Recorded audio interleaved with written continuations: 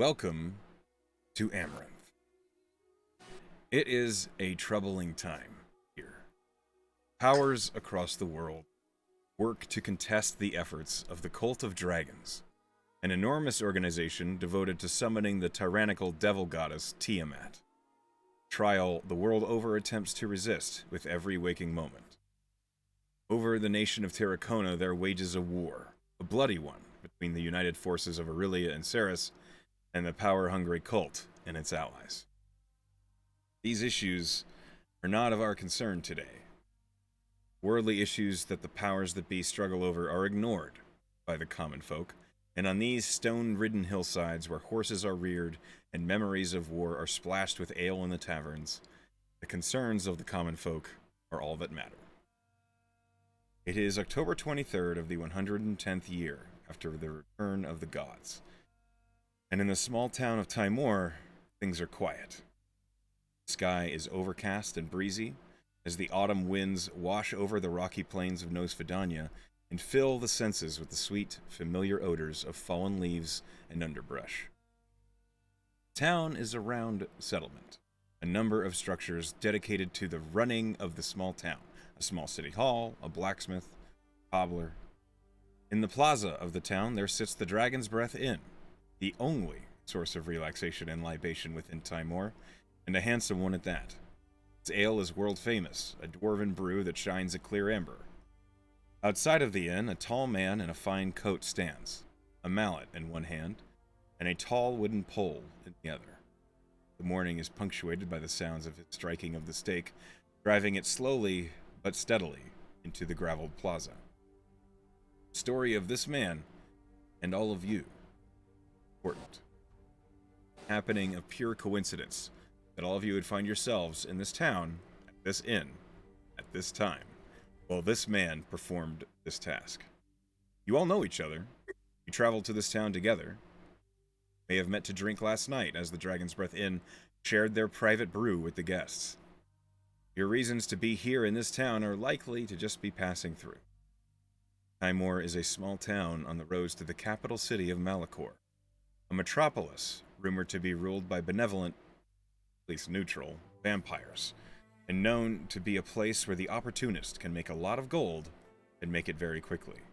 I leave those choices up to you all as you awaken on this cool morning, Tymore.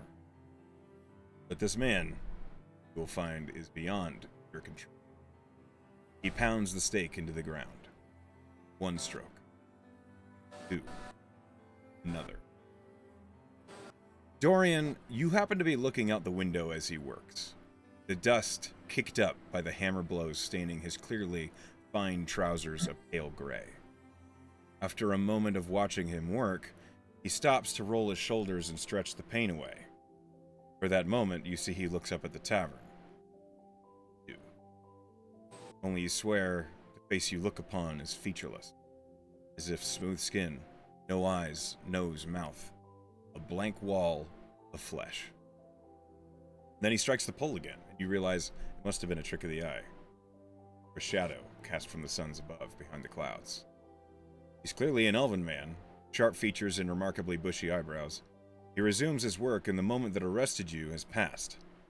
The noise of business within the tavern below is obvious. His laughter and chatter are blended with the rattling of dishes and clatter of silverware. Smells of fresh bread and thick honey climb the stairway before you all, and when you do finally descend into the common area of the tavern, the clean windows of the tavern reflect your own visage back to you, the man outside, shaded behind you. So Dorian, as you are walking down the stairs into this busy tavern early in the morning, I'd love to know what your first move. Right. The rooms are upstairs and the common room's downstairs, right? Yes. So it's like I'm going past the window on that's at the staircase or something. Correct. And so it's like the first thing I do is I just like bend my knees a little bit and sway side to side. The idea is like, was there like a bubble in the glass or some other thing, going on that, it's like just wondering why I saw what I saw. And it clear. It doesn't seem to like the glass is very clear, is what I'm getting at, or does it have bubbles and could distort my vision? No, it's very clear, well-made plate glass. I'd like to make a what is it? What is it called? A spellcraft. We still have spellcraft, Arcana right? roll No, is what. Arcana. Okay, so I'd like to make an Arcana roll. Go ahead and roll Arcana for me. 19. As you look out the window and you see something that couldn't possibly be normal, couldn't possibly be what the man actually looked like, you don't see any signs of magical effect, at least nothing that's obvious to you. There's no clue that someone has cast a spell. There's no obvious... You don't feel enchanted. You don't feel the weird ticklings of the mind. Someone trying to lose you. If that makes sense. Well, yeah, that leaves me with like no explanation of what I just saw, other than, I can't trust my own senses. Suppose so. At that point, I shrug, and I continue to walk down the stairs. Magnus, you're already down here in the main area. Maybe you woke up early because you couldn't sleep well, or maybe you're just an early morning person. But you're already here, already at the table. And I'd love to know what it was that you already asked the barmaid to bring you. Magnus, not used to sleeping indoors, had come down early. And I asked the barmaid for some goat's milk for the morning. As a tall horn tankard is set before you, filled to the brim with frothy white goat's milk, you see Dorian heading down the stairs, looking like he's shaking his head as if he... I will eye him suspiciously and see if I see anything unusual about him. Let's roll an insight check.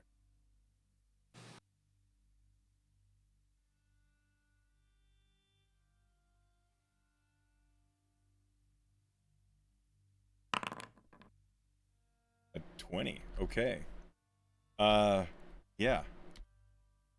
As you look at Dorian, Brynch, why don't you describe how Dorian looks as he's heading down the stairs? And Dorian has, already prepared for the day. He's wearing, he's dressed well, and it looks, he has in dark clothing with his normal intense brooding stare, and that's about it. okay. Does he? Do you wear what you felt just a moment as you were looking out the window? Saw that strange wear that on your face, or do you try to hide it? More like, I always look like I've seen something like that. It'd be more, it's within, since I've gotten this intense look, it's not like I'm surprised by this whole entire thing. It's like I've rolled with the punches on it. Okay. So you don't think this would be noticeable? This wouldn't be noticeable. Well, it's more like no. I think it's a noticeable change, but I'm always walking around with a poker face on. I may drop it, but it's kind of like it's my idea of presenting an air of calm and normally. So it's like when I shoot, I don't wear my emotions on my sleeve. Is really what I'm getting at. So no, I'm not choked out. All right. So in that case, I'd like you to either roll me either a performance or deception. You keep your cool. It bothered me that much, huh? Yes. And Magnus is very perceptive. He rolled a really high insight, or I wouldn't really. 11. All right, Magnus. Something seems to maybe have irked you. His stoic demeanor, there's a crack in it. Which doesn't happen often. You see a very large barbarian from the hill towns, bare-chested, drinking a big tankard of goat's milk this morning. He looks up at you and says, "You, traveler, come here." We're already friends. What's your character's name? Magnus. We are friends. We know each other. You Sorry, know I each missed other, that. yes. You guys know. Yeah, he said we all met last night or Oh. something. All right. So yeah, it's like Or- because we're friends. It's like I come, I just plop down at the seat, knowing, do I know that he's seen right through me? I mean, Yeah, I'm gonna go with that. Yes, he has. yeah. It's like, okay, things I'd like to think I know what's going on, and I don't know what's going on right now. There Rhaegar. is a Oh, I'm sorry, go ahead. Thank you. There's a guy outside, and he's like hammering something, and it's not right. I'll go to the window and take a look at this guy. Okay, as you stand up to look out the window, we jump back upstairs. Rhaegar, Yes. what is your typical pattern of... How does Rhaegar, being who you are and where you're from, how do you typically... Well, Rhaegar wakes up underneath the bed, which is where he prefers to sleep. Okay. Because it With his, reminds him of With his arms folded over his chest. Yes. Absolutely. Okay. He wakes up with a smile because it reminds him of his home where his coffin is. And he rolls out, dresses himself, washes his hands and face, then dresses himself, grabs his backpack and puts his sword on his hip, attaches his dagger to his side, and begins to walk downstairs for breakfast and coffee. Okay. An interesting morning routine. No one can... Before we continue with that, I'd love... Maddie. First for the... Maddie, this is so unusual for me to be in an inn because usually I am in the forest. But I came here because I wanted to take a warm bath, which is a real treat because my bones are a little achy. So I took a nice warm bath after meeting all the wonderful fine gentlemen yesterday. They are just so sweet. And so this morning I got ready. Not much. I don't have much. I'm pretty simple. And but I do smell. I think that smells like wild yam honey coming from downstairs, and it's one of my favorites. So I'm going to trundle down the stairs and feast on that. In your excitement to leave your room to go and enjoy the fruits of the tavern's labor, you open your door and you slam right into Rhaegar. Whoa, whoa. Pardon me. Good morning. Good morning. Sleep well, did we? Oh, I always sleep well, especially after I've had a hot bath. How about you? Slept like the dead. Well, you can't sleep much better than that. Shall we go downstairs and have breakfast? After you, madame. You look a little thin, like you could probably stand eating something. As you, Rhaegar, and Maddie move down the stairs, discussing options for breakfast, you happen to see the tall, broad-chested, bare-chested barbarian looking out the window, trying to scrutinize something. And you recognize Dorian seated at the table, watching him. So, which brings me to our final party member, Adele. Yes. What Well, are you doing this morning? Cadell hasn't slept. He's an elf. He spent 4 hours in a meditative trance, and then he woke up because last night he saw an interesting piece of jewelry that he just had to get his hands on. So, whilst the rest of the party is still sleeping, he sneaks out of his room towards the room of his intended target to try and slip into the room and confiscate the piece of jewelry. Okay. Are you That's targeting? allowed? Is this a party member that you're targeting, or is? No, it's just an NPC. Got it. Okay, just checking. It's up to you what You stay away jewelry. from Magnus's Why family don't you- jewels. Why don't you roll me a stealth? Sure. And I do have Mask of the Wild. Okay. All right. So quietly, this is early in the morning. Yeah. You slip down the corridor. You can hear the goings-on tavern below as the tavern men get ready. Things are being cooked, things are being prepared, drinks are being poured. You're not interested in. You slip up to the door and it is locked. Why don't you roll me an investigation? Right. The lock seems simple. It's mechanical. It's the sort of thing that you've picked before. You have thieves' tools? Proficiency? in them? Yes. Yes. Go ahead and roll me a dexterity check with proficiency. Just a plain check. It would be like a sleight of hand or if you're proficient in I'll roll sleight of hand. 24. Oh, snap. Quick as a whistle. You have the door open. But it's not. There is a person sleeping in the bed. Their black hair cascading over the side of the bed. The covers pulled tight up around their shoulders, but their personal belongings are spread out across the desk on the far side. Okay. I will try to identify what has the most value and try to steal it. Let's carry on with that investigation check.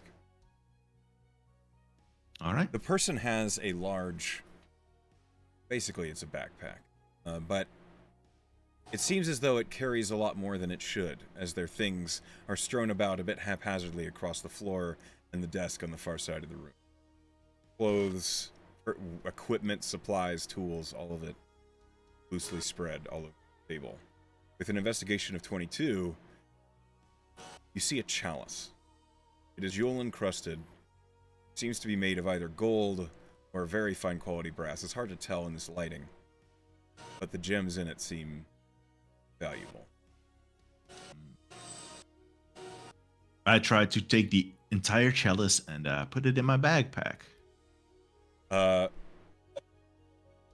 Roll me a stealth to cross the room. All right. 14. Moment. If they do happen to wake up, I would try to cast sleep on them. Okay. They don't stir. Okay. You manage to get to the table. You do nearly trip over some of the garments that are strewn out of the floor, but you're deft of foot enough that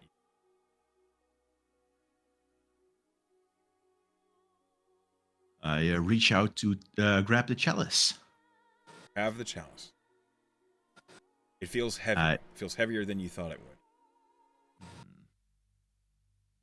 I then try to slip out of the room and lock the door behind me. One final stealth check. 23. Boy. I don't think this person can roll that. Nope. You manage to you escape the room unnoticed, unfound, and much richer than you first entered. What I would do with the rest of the morning is try to use my background feature, the criminal contact, to sell the chalice. Okay. And then return to the tavern when the rest is up. Okay. If possible at all. All right. So that is an interesting approach here. We'll get to that in a second. Sure. Let me change the map.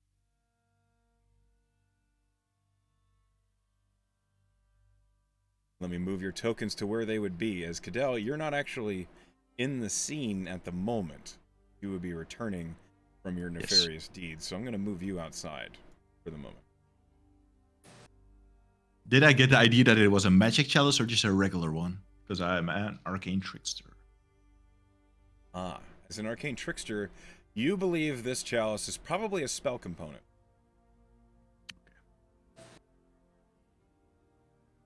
Just based on its weight and fine craftsmanship. I would try to get an extra bit of profit from it then. Roll me persuasion.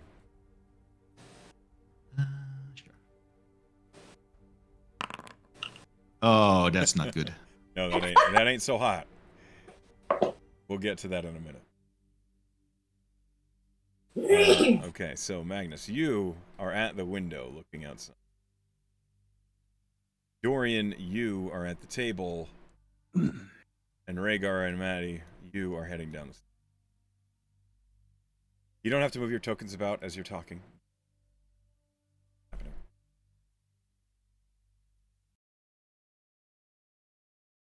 Change scenes here.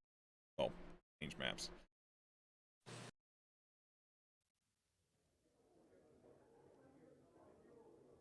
Magnus, I'd like you to roll me a perception check.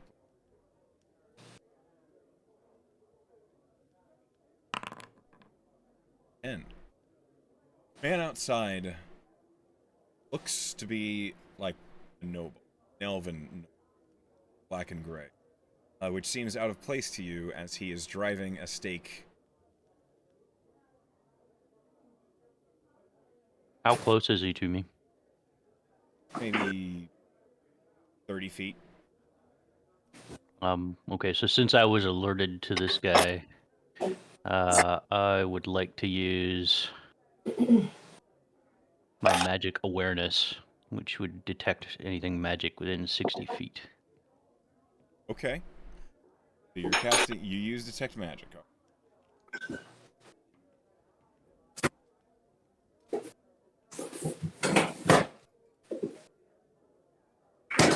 Okay. You sense a couple oddities, little magic trinkets around the tavern, things that people are carrying, equipment of your allies, that thing. On the man outside, the stake that he is driving into the ground, it screams of conjuration. I will yell to the others that there's. You are right, Dorian. There's something wrong with this man. That stake is not normal that he is using. I wince in horrible embarrassment. We're like, what is it, 40 feet away from each other? Oh yeah, and Magnus is definitely yelling this across the room. Yeah. As you say that, Dorian, what's your passive perception?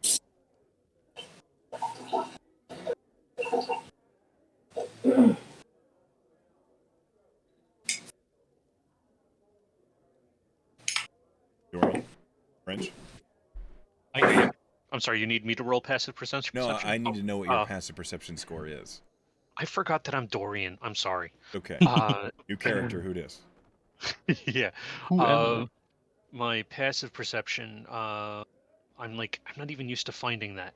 My perception normally is +5. Does So that... your passive perception is 15. Okay, thank you. Which means, with a 15, you notice Magnus gets... A couple people look up at this person that's shouting at the window. But this person seems to be... turns and looks over her shoulder at you. Where she returns to looking down. When he looks at me. What do you feel? Yeah, I'm like literally like, is this like give me? Oh, I guess that's my domain. Yeah, I feel creeped out when the guy looks straight at me. That's fair. She makes eye contact with you, and then quickly glances back down to her own meal. Oh, I'm sorry. I thought you said the guy outside was looking at me. Oh no, he doesn't hear anything because there's a window in front. Oh, okay. So it's that woman that's in between me and Correct. I'll get on the right page. It's just morning person and all that. So in that regard, I'm like, I shrug my shoulders and give, and I point back out the window because, there's no sense in being subtle now. Okay. Dorian, come. Okay, so Rhaegar and I'm Maddie... gonna walk to the door and go out to that guy. Oh, okay. You leave the building. Hang on a second. Rhaegar and Maddie, you guys come down the stairs to hear this. You're coming down the stairs as Magnus shouts this to Dorian, and then Magnus leaves the building as you guys get onto the actual landing. When I see that he's doing that, I also get up and I kind of gesture in this grand, welcoming way to, like, maybe you guys should come join us outside. What's this all about? I don't like the looks of the guy outside. He's creepy. And, what is it? Rhaegar? Gotta learn all my names. Who you playing, Necro? Rhaegar. Rhaegar. No, it's Shag that, what's the name of your character, Shag? Magnus. Magnus does not, he took one look and has decided he wants to go say hi. I think we should all check it out. Just as a quick tip, if you need a reminder on name, you can mouse over a token and it shows you their name. Oh, yeah. And now I know how to right-click on things, too. I'll right-click on the map. Cool, so Your knowledge of Foundry is ever... Isn't it? So I'm going to move my guy halfway, as in, like, an indication of that what happened, what I did in one round. Okay, Maddie, what are you doing? Well, if there's adventure down there, I'd like to see what's going on, so I'll go with you. Okay. While all of that is happening, switch over real quick to Cadell, who you have just had a conversation with the person who works the back room at the a lizard man. Basically you would call them fence. Your attempts to persuade them out of money ended with an, "I know what it is you have heard. You brought me. It's not worth more than 300 gold.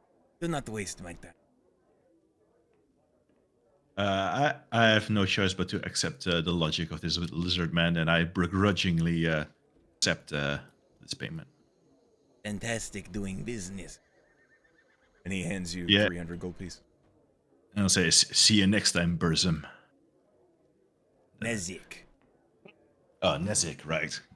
Sorry, I had you confused. No worries. Get out of my store. So I leave. Okay, which means we once more we change maps once more. Nice one. Oh no, I have misplaced one of my tokens. Which one? The guy that you're encountering. Hold on a moment.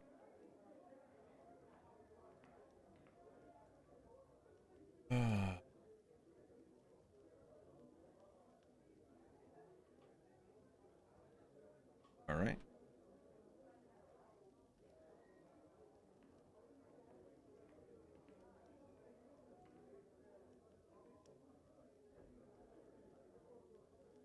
So, thank you for your patience, all of you out here.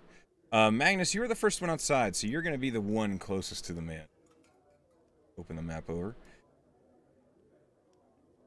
Dell, you're approaching from down here. I still have the old map. Yeah, I haven't moved it yet. Oh, okay. That was just one. Sorry for the confusion.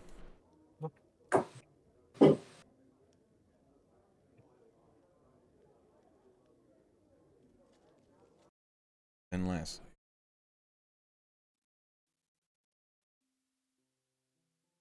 so Magnus, you step outside as everyone else is following you. You approach the man driving the stake into the ground. I will I will grab the stake away, the one that had the magic conjuration on it.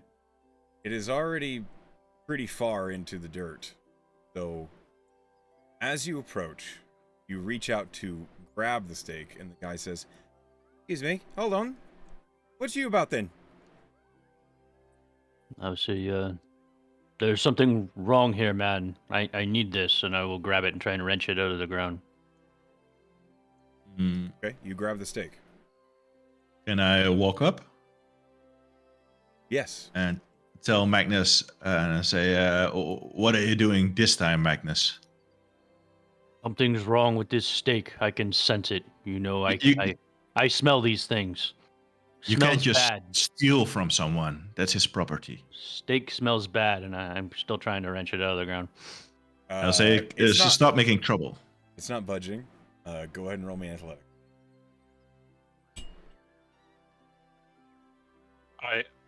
By the way, Kindle, I give you a little bit of a gesture, like maybe I'm on Magnus's side on this one. With a 22, you reach down and you grab this, and you realize you don't know how long this stake actually, because it feels as though you've just grabbed a fence post that's set into the century. Something's very wrong here. Please step back, sir. The guy with the hammer he's stopped. He's standing there, hammer like tucked under his arm, and he looks at you and says, "You're jumping to quite many assumptions there. And who might you be?" Magnus Blackstone is my name. Fantastic. There's something wrong with this stake. It has conjuration magic, and it is clearly way too deep in the ground.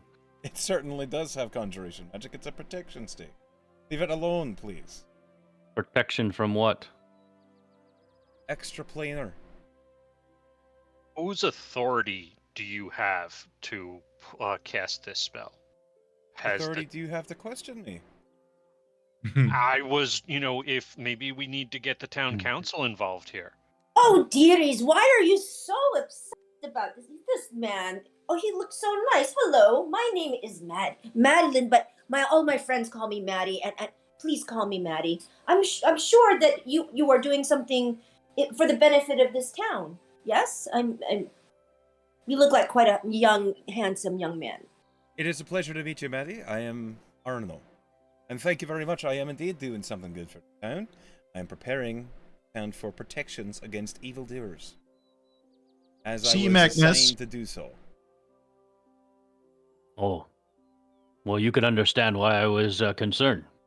Why does the town need so much protection? This kind of magic is not cheap, I assume. You're new around here, aren't you? Yes. We all are. Recently Yes. arrived. Well, there's a war going on, if you haven't known. And it's not going to be too long before they find their ways down here to Malachor.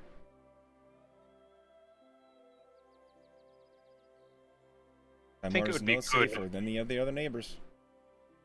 I think it would be good to get some town elders involved here and make sure they're okay with you, because there's a war going on. You can't be too cautious. Welcome to go. I don't find have them. time for that, Dorian.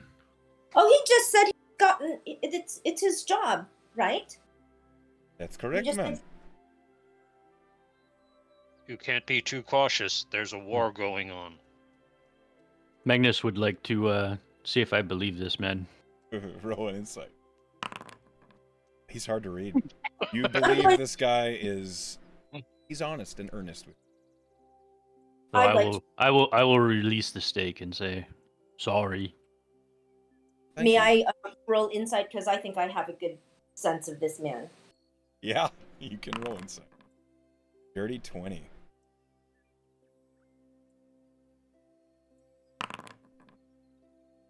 Maddie, you get a whisper.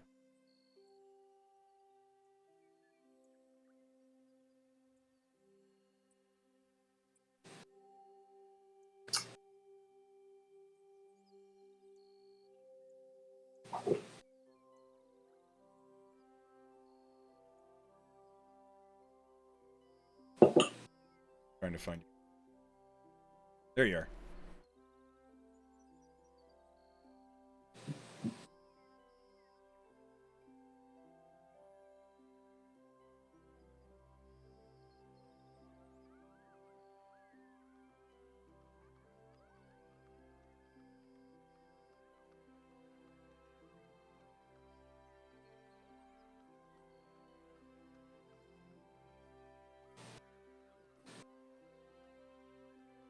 As Okay. you release the stake, he begins driving it into the.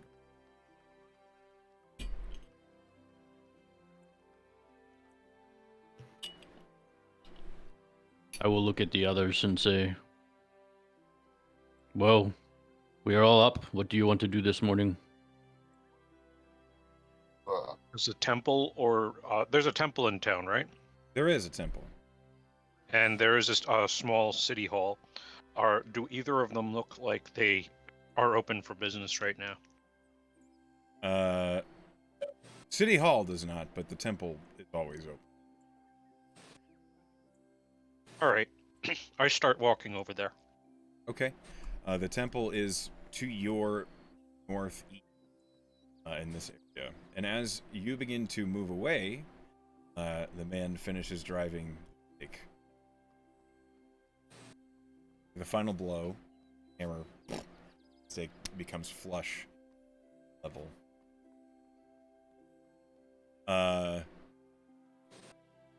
You have a passive perception of 15. What is everybody else's passive? 14. For Cadell. Okay. Rhaegar, what's yours? Rhaegar has a 13. Maddie? 17. Okay. And lastly, Magnus. Passive perception. 13. So, Maddie, you're the only one that feels that. It's subtle. Feels almost like you have the whole body hiccup. Like a quick tensing and release. A little startling. Oh! Did you feel that? Man, Feel that? man stands up, brushing off his hands. This dark, brooding, foreboding sense that we're all doomed. It's, I don't know. I have a special connection with the earth. It felt like she just tapped me on the shoulder. Magnus apologizes. Goat's milk. Hmm.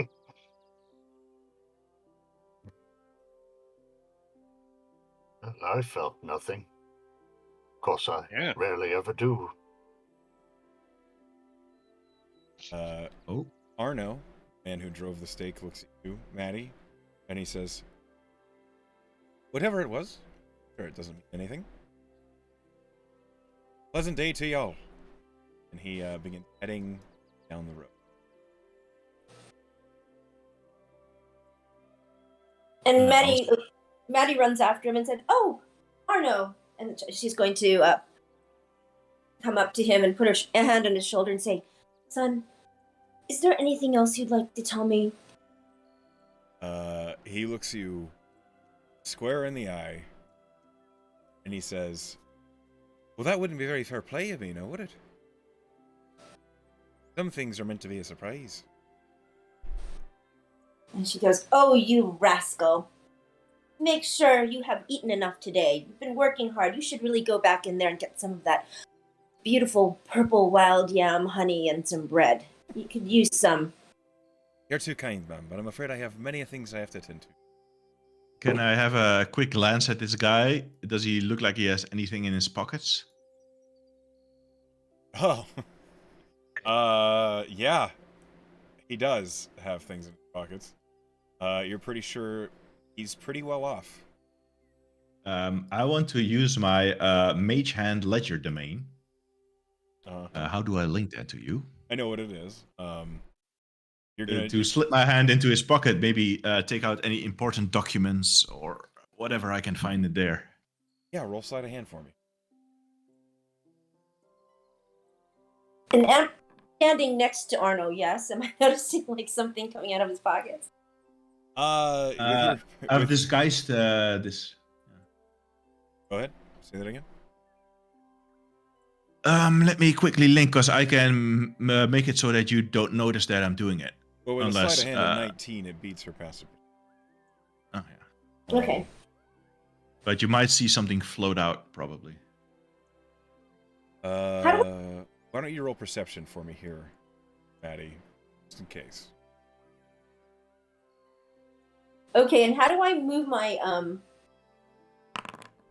You My, drag it. Oh, thank you. Not wanting to work. Anyway. But I Okay. thought you see your perception roll. Yeah, I do. It's a 13. Maddie, you don't notice anything. Can't seem to move your character, though. Do you happen to have, in the top left, the token controls toolbar selected? Let's see. Oh There. yeah. There we go. I think that was that. And the main thing I'm trying to steal is like a document or a piece of paper or anything that might give me a bit of insight on this guy. But if there's nothing like that there, I'll just take what I can get. With a sleight of hand of 19.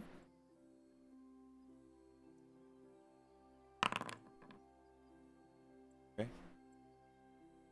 Yeah. You do find a bit of paper. It's a simple folded note. A little bit larger than the size of a card. Fold it in half. I simply open it up to have a read. What language do you speak? Common, Elvish, and Thieves' Cant. What it says? And I'll call over Magnus and say, in a subtle way, I'll say, "Hey, Magnus, can you come over here for a second?"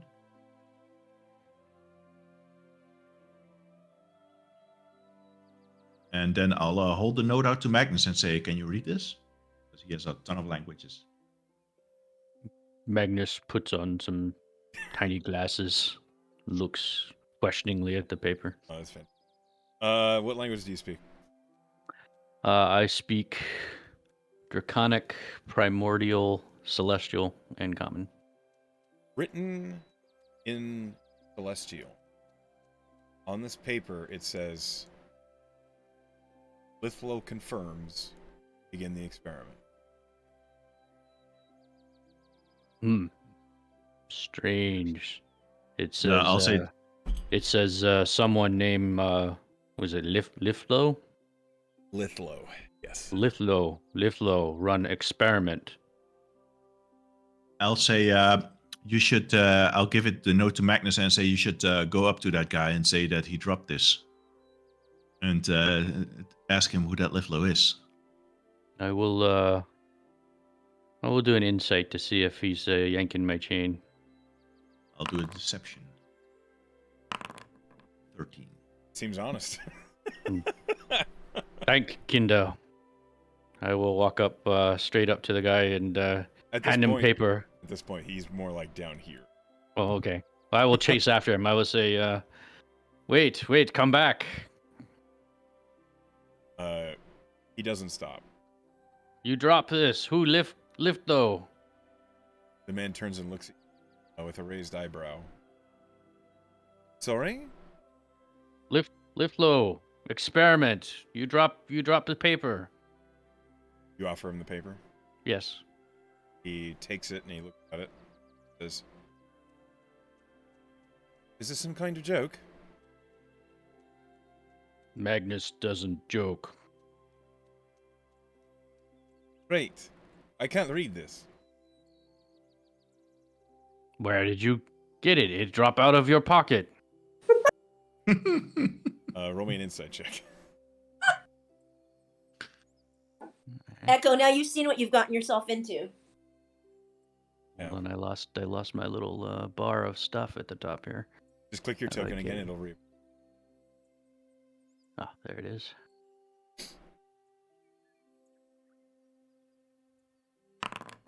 An 18. Magnus very insightful.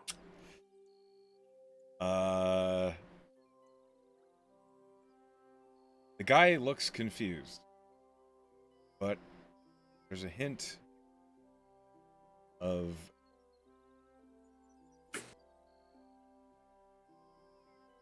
says, I don't know how I got that bit of paper, but really, I have a lot of places I have to go, so I need to go collect my horse. I would stop him from walking away if he tries to walk away. He's waiting for you to dismiss him, basically standing. I will put my hand on his shoulder. I said, You seem nervous. I think you should come with Magnus. I don't think I You- should. You The- owner of Strange Spike. Hey, that's not mine. I was just assigned to install it. You thief of Strange Spike. I'll say, No. Magnus, I think that's enough. Let's discuss what we're going to do for the day. But he's nervous. Yeah, a lot of people are nervous. You're also very large, Mr. Magnus, and admit, Magnus larger than Runt I of am. Litter. Boy, I'm afraid to meet your brothers. Just let me go, please. I have things I have to attend to. I will look back at the others. Are you sure? Yeah, let him go. Yes, he seems fine. Let him be. Very well. You lucky today. You not be nervous around Magnus again. Lesson learned. Don't be afraid. And he goes, and he hastily beats a retreat. And I will summon from Companions a, are very strange. Magnus look at stake. Magnus no look at stake. I'll say summon from a Stop the pocket nervous dimension. man. Don't stop Hey. the nervous man. Magnus, please. I'll summon from a pocket dimension a small black owl. And I'll whisper in Elvis, Shadewing, would you be so kind as to follow that man and see what direction he's heading in? And I will summon my familiar from its pocket dimension and send it flying Okay, after. that's super interesting. The owl does so. Do you? The owl flies after his intelligent. Do you look through the owl's eyes? Yes.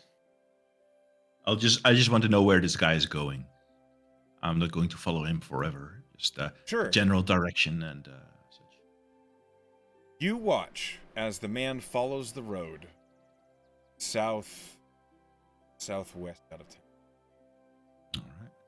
And he's Your on owl- horseback? Not yet. He seems to be heading toward a structure that's off in the distance. As the owl is following him, right as the owl tries to cross over the fence line on the edge of town, the owl is immediately stopped by a barrier and no longer fly forward. Your owl actually slams into something invisible and nearly falls out of the sky. Oh. And I blink my eyes suddenly and I'm dizzy, like my perception has been pushed out of my owl, and I'm like, something is not well in Tymore. Say. That Probably. that's I- sketchy. Nervous man, an experiment you stop Magnus from stopping.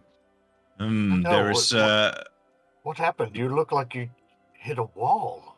I run over to Yes. him and say, "Have you eaten enough? You look thin." I take a careful step away from Maddie because she creeps me out.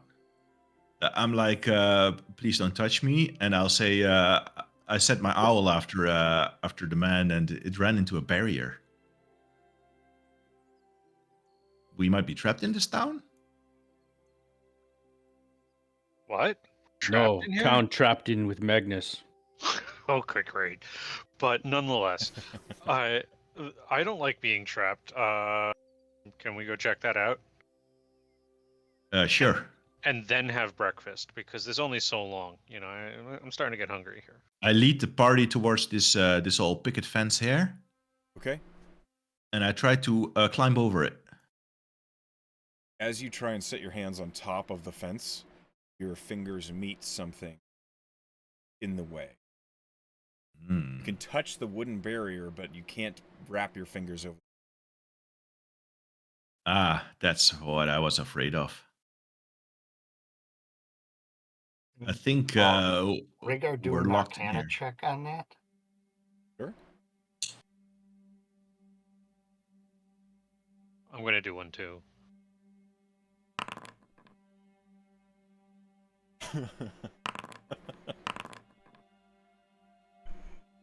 Right.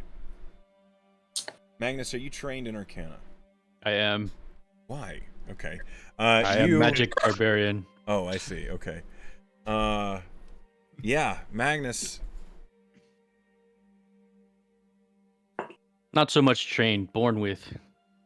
Well, you are proficient in Arcana, which means you've at least read one book. Hopefully, or had it read out loud to you. I don't know. Magic like picture book.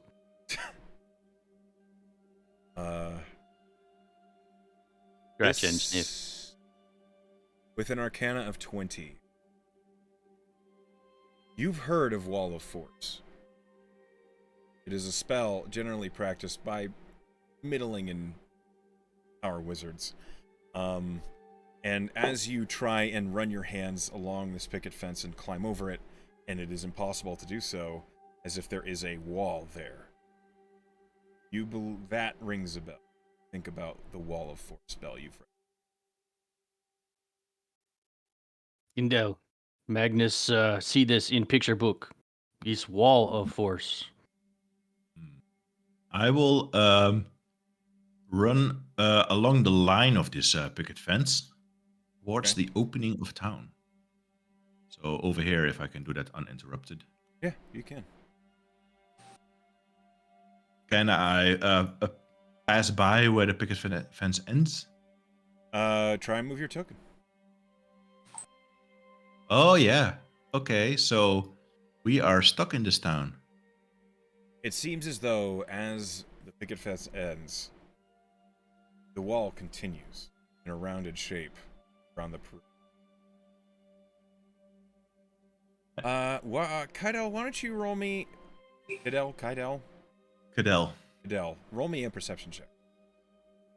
All right.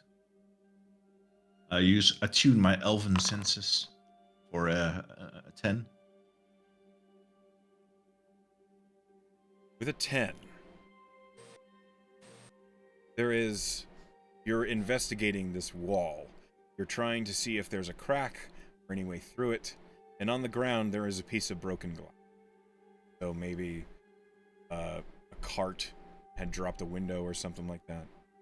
Doesn't matter. Piece of bottle. It is a reflection that shines up at you that catches you. As you are looking at this wall, and the reflection that you see out of the corner of your eye seems to make sense, suddenly it doesn't. You see motion in that reflection that was not there and doesn't make sense. I lean over and I pick up the piece of glass and I hold it in front of my face and I begin turning in a circle to see all around me in the reflection. The moment when the glass reflects your face back to you, it startles you because a black eye opens and looks square at you. I will nervously drop the piece of glass and I will go towards the rest of the party and I'll gather them here by this bush. Okay. You're willing so you all hear Cadell calling for you. What you find, kiddo? I'll say, does any of you have a piece of glass?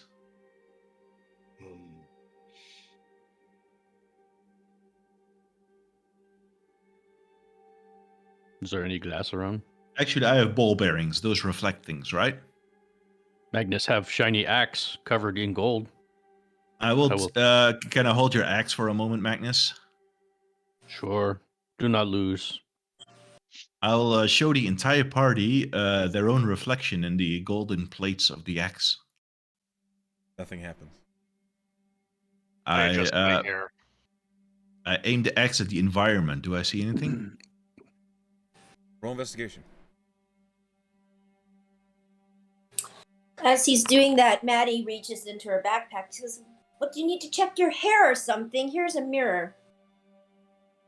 I'll do that with the mirror instead of the axe then. Okay.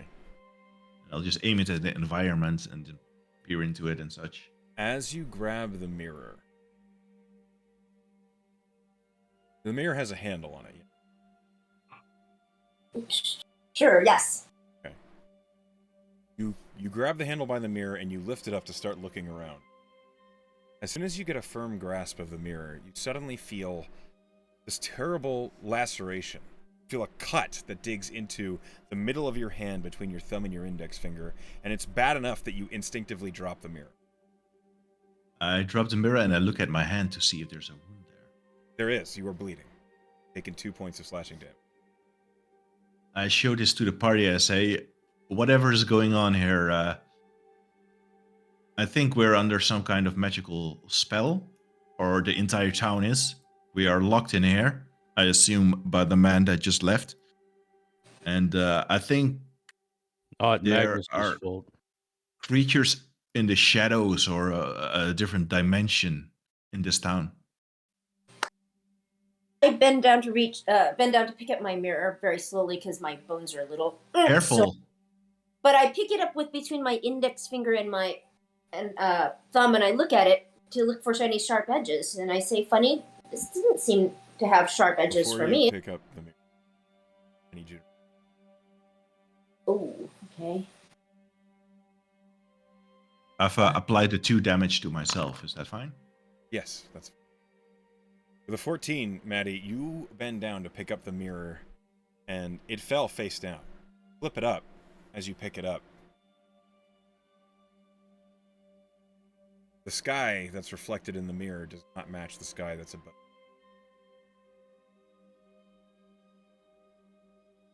Oh.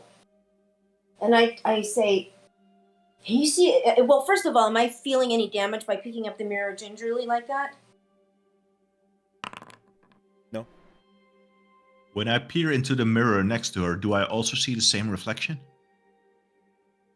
You lean over and you look down into the mirror. You see a night sky in the mirror. And you see constellations that don't quite align with the constellation.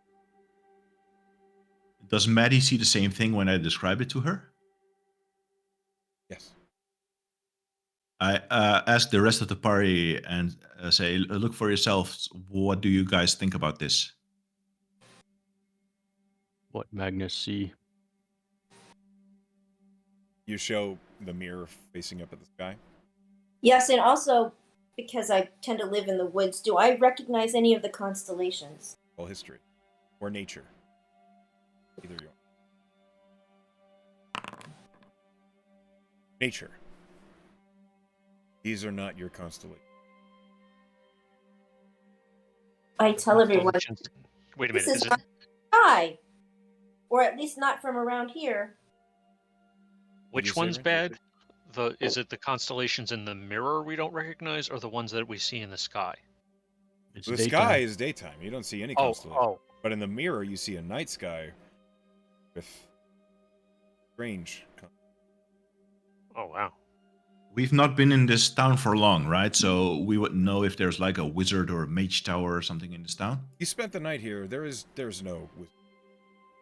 There is a temple Right. to the goddess Ana, who is a goddess of fire, which doesn't really seem. The idea of that doesn't really help here with being oddity, but you could go check it out.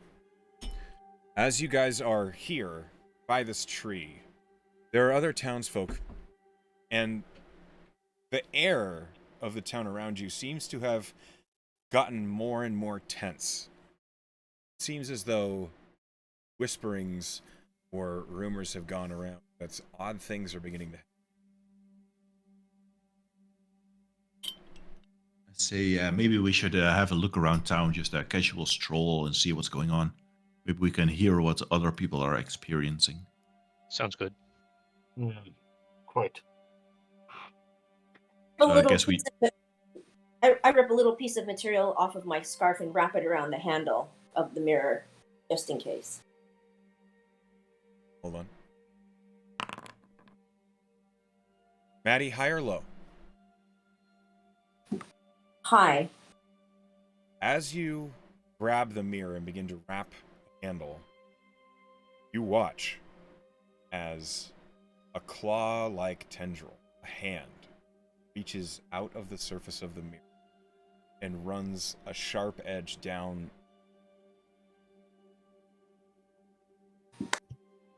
I dropped the mirror and I said, "Did you see that?" Did we Did see we? it? Yeah. Can I step on the Mag- mirror to shatter it? Magnus hits with axe. Or Yes, you Magnus? can stomp on the mirror to shatter it. Rhaegar immediately grabs his sword at his side and squeezes his hand on it and looks around. This isn't right. As you stomp on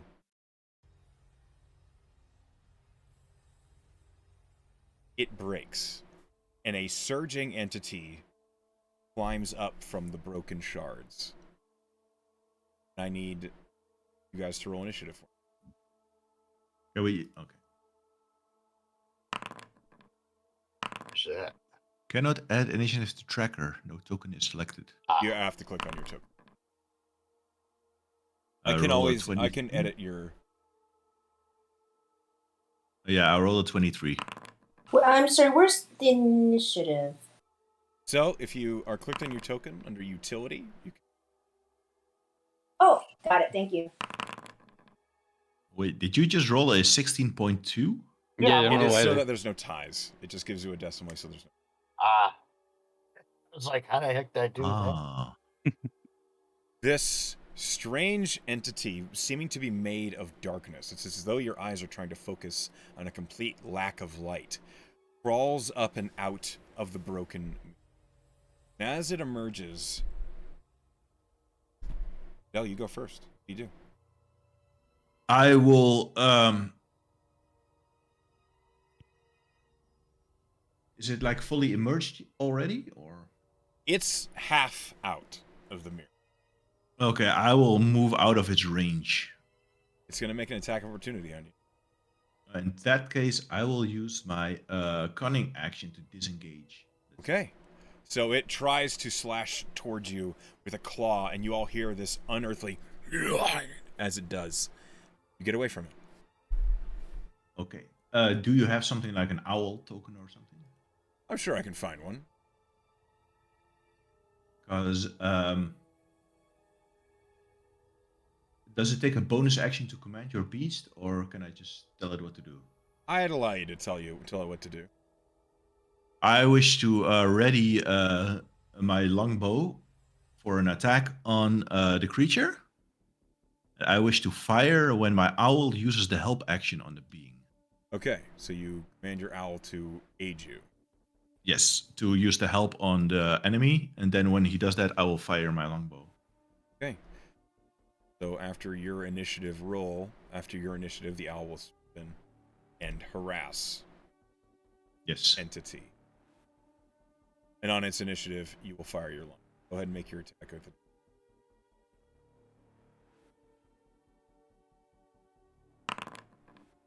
A 19 hits. Okay. A 19 hits twice. So that's that. I'm not sure. Oh, it already rolled sneak attack. Very nice. 18 points of damage. Okay. You all watch as this entity appears that you can't really focus on. An arrow slashes right through its head, and it whips back toward and looking toward Fidel. Weird motes of darkness are spewing out of the injury the arrow has driven into its head, and you all hear this just this constant. Okay, this makes me want to move away further. Okay. There we go. Maddie, it's your turn. She says, "Oh hell no," and takes the disengage action. Okay. Get away from it.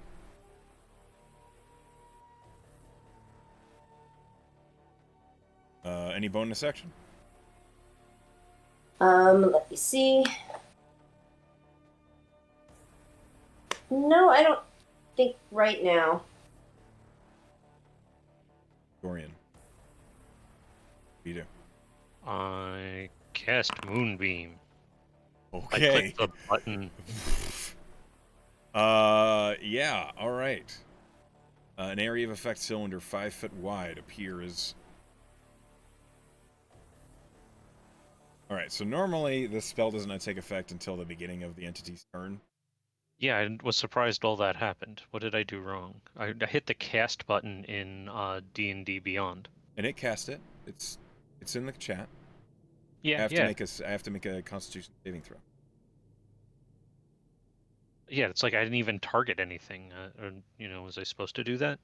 You place an AoE marker where you want the spell to be, but I'm assuming you're putting it on the entity that's attacking you. Yeah. I know you can adjust. I just want to know what to do better next time. It gives you a place template option in Foundry when you cast it using. Okay. Other than that, you've done it just fine. I rolled a 5 on my con save. Yeah, so at the beginning of its turn, it gets engulfed in, moonbeam-like flames, and I'm not using withdraw action. I'm just stepping away. Okay, it's going to attack you.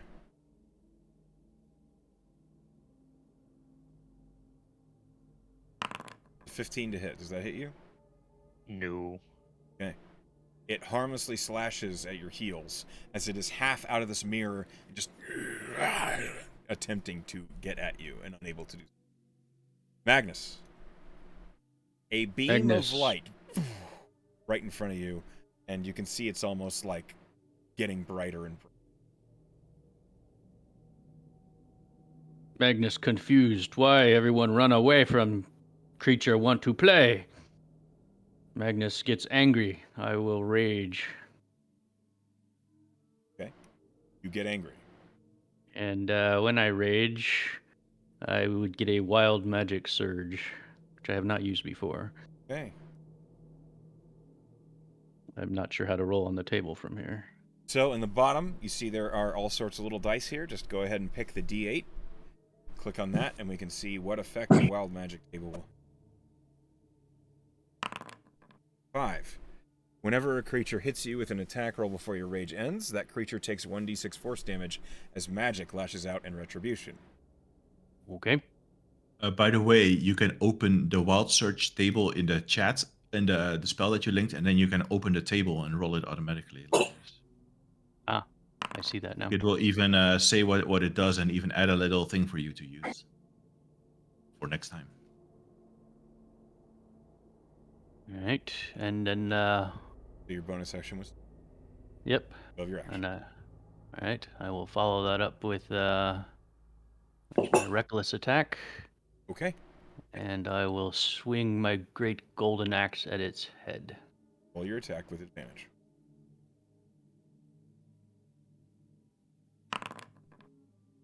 An 18 hits. Okay.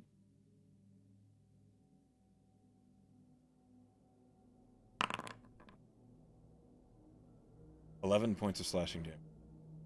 As you bring the great axe crashing down on this entity's head, the axe cleaves into it and splits it the worst way you could be split if you had to choose, from the top down. And it slops down into 2 forms of shadow that merge and sink back through the mirror. The entity is destroyed. See why you run away all the time. For the moment, GG. we're out of... And Don't I'll think say we should be you're looking into mirrors anymore. you're very welcome for softening it up for you, Magnus. Yes, Can you give very me soft. control of the bird token? I can certainly...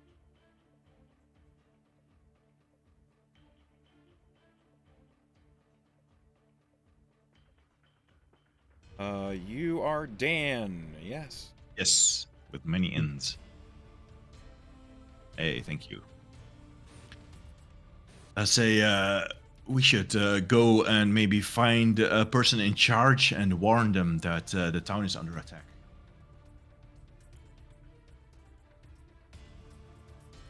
I'm going to switch maps to a city map. This will make it a little bit easier to describe as you guys are moving about the town. You can tell me where you're focusing your attention, try and alarm people instead of tediously moving your tokens to place and place. I think If the that makes temple's sense. open. Do we know where the town mayor is? City do we Hall not know appears to be these? closed, so you haven't been in the town long enough to really learn where everyone is. But the temple is obvious as a structure. Did mention it was. Well, let's go there then. Temple of Ana is a simple structure. It's made of stone, has a large double door on the front, and it opens up into a very, very large, high-ceilinged room, on the far side of which is an open hearth with a huge flame roaring, and inside that hearth sees the statue of a woman. This is how every temple of Ana. And there are a few people milling about, but you can also, as you enter, you hear hushed whisperings of people that are worried. There is a sense of fear in the air. I will try to find the head priest of this temple, like the guy in charge. The head cleric is not hard to find. He is kind of a balding man with very small glasses. He is near the far end of the hearth. And you see he is running back and forth to different people that are coming in with all sorts of concerns and complaints and people that are worried. So you are not the first people who have come to talk about what may be going on. I will ask Magnus to make sure that we get to talk to this guy first. Get rid of the other people. Pardon me, excuse me. I shoved them out of the way. Coming through, coming through. Roll intimidation. Gotta find, I've lost that bar again. How do I get that thing back? So now that we don't have tokens on the board, I can place it for you so you can get those up display. One moment, please. I'll put them at the bottom of the... Here. Dorian. No. Maddie. Magnus. There we go. And you said intimidation? Yes. However, if you're choosing to do it by brute strength, it's an athletics roll instead. Alright, brute strength. Okay, so your intimidation using strength, go ahead and roll athletics.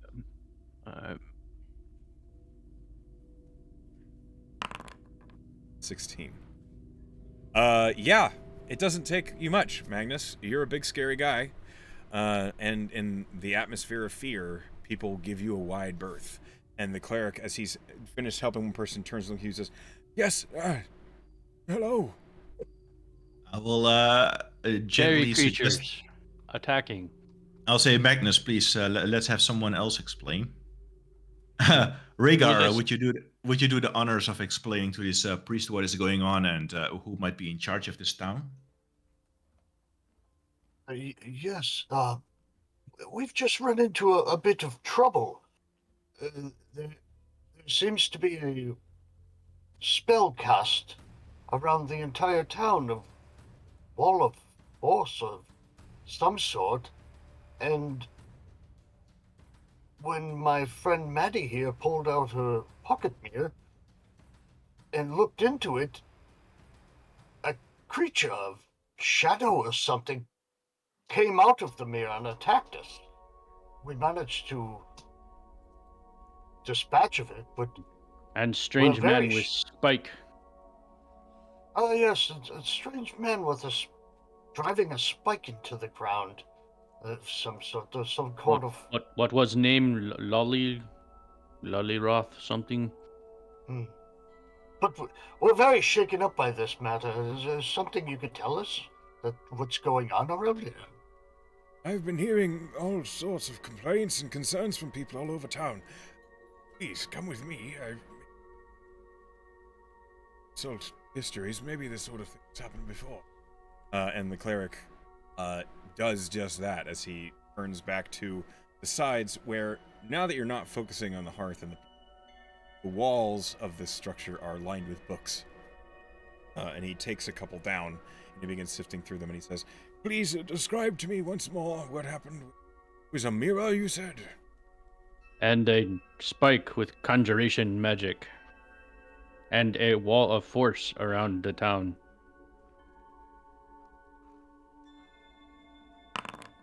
Magnus kind of draws pictures of these things because he looked them up in a picture book. Can I get a D100?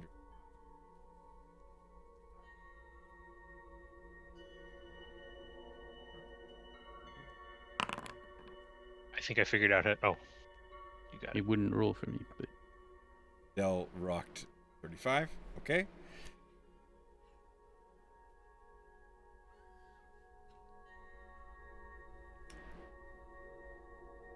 As the cleric begins sifting through the book, anyone with a passive perception above a 15, in this case it's Dorian and Maddie, you both notice there are high windows in Temple of Anah. Out. From your angle, you can't really see anything below that, but it is perceptible as your eyes have gotten used to the darker light in the building. The only light provided is by the hearth. It's growing darker outside. Unnatural. Got a bad feeling about this. As Dorian says that, the cleric, head down in the book, suddenly slumps forward. I mean, not that bad, but you know. Rhaegar grabs him by the shoulder. Yeah, I reach out to grab him. Do other people in the town also You fall see- unconscious? No. And as you pull back the cleric, blood is running down his cheeks. See that his eyes have been cut out of his head. And there are clawed tendrils running from his glasses. Say reflections. Immediately drop It's the him. reflections. Yeah. Can I slap the glasses from his face? Okay? You see as the glasses fall to the ground, there are these two sharp, black tendrilled claws that are reaching up and clawing for... I look Stomp. around. Are there any windows in this church or nearby? Yeah, how many reflective surfaces are we surrounded by at this point? The Temple of Anah has 8 windows, 4 on each wall, of the left and right. They're high up off the ground. Through them you can see this. Are there any mirrors here? I don't suppose those windows have curtains. No. They have shutters on the outside. Oh, I think we should close those shutters, everyone. I look to see, is this man dead? He's super dead. Oh. He's dead as a doornail. Rhaegar Magnus looks at knows. Magnus and says, Magnus, please don't put your reading glasses on. I don't want that to happen to you either. Good idea. Reading not good for you. Magnus they- always suspect. Are the claws still coming out of his glasses? Yes. They're writhing about trying to reach for anything. Can I drop a piece of cloth on it from this priest? Like, take off his cloak and quickly toss them over the glasses? Yeah. I do that. Now there are these two claws that are beneath a cloak, and they're still thrashing about, and you can kind of tearing the cloak. Magnus will stomp on him. Mazel tov. Roll an armed attack.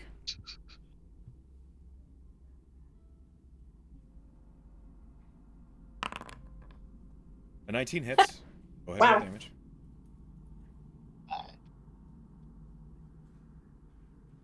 Click the damage. Yeah, there you go. 3. You stomp your boot down on these claws, and they crush down onto the ground, and you feel them squirming beneath your boot. You lift your foot up. No, I will keep him pinned down. Okay. You are standing on an entity's claws.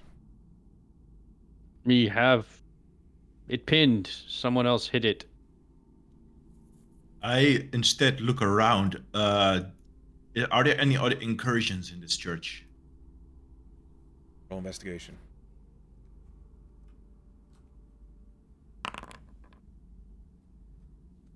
You don't see any.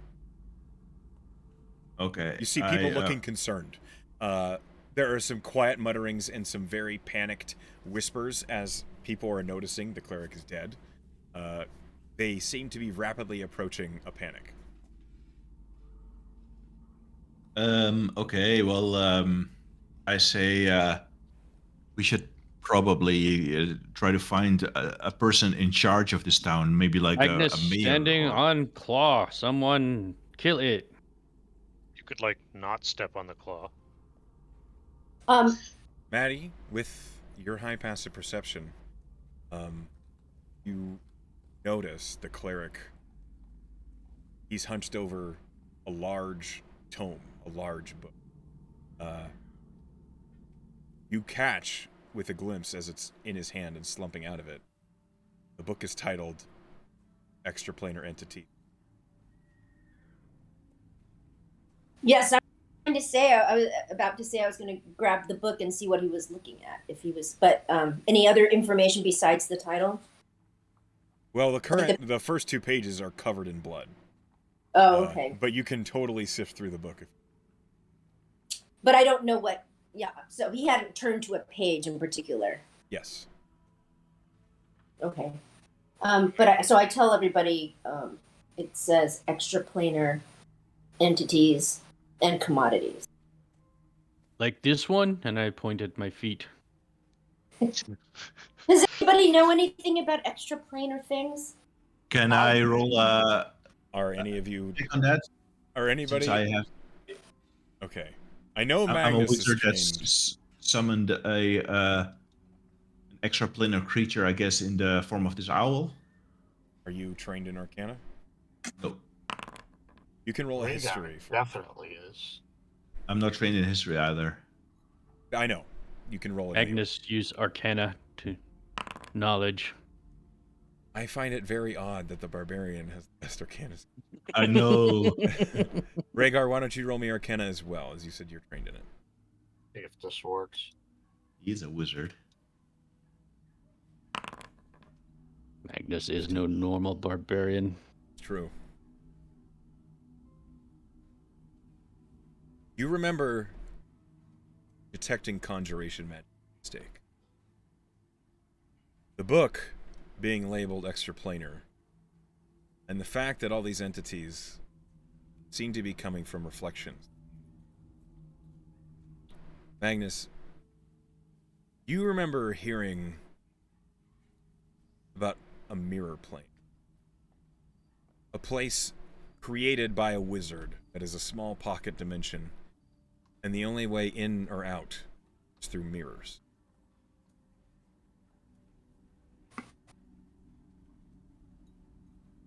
Magnus knows this. This is mirror dimension.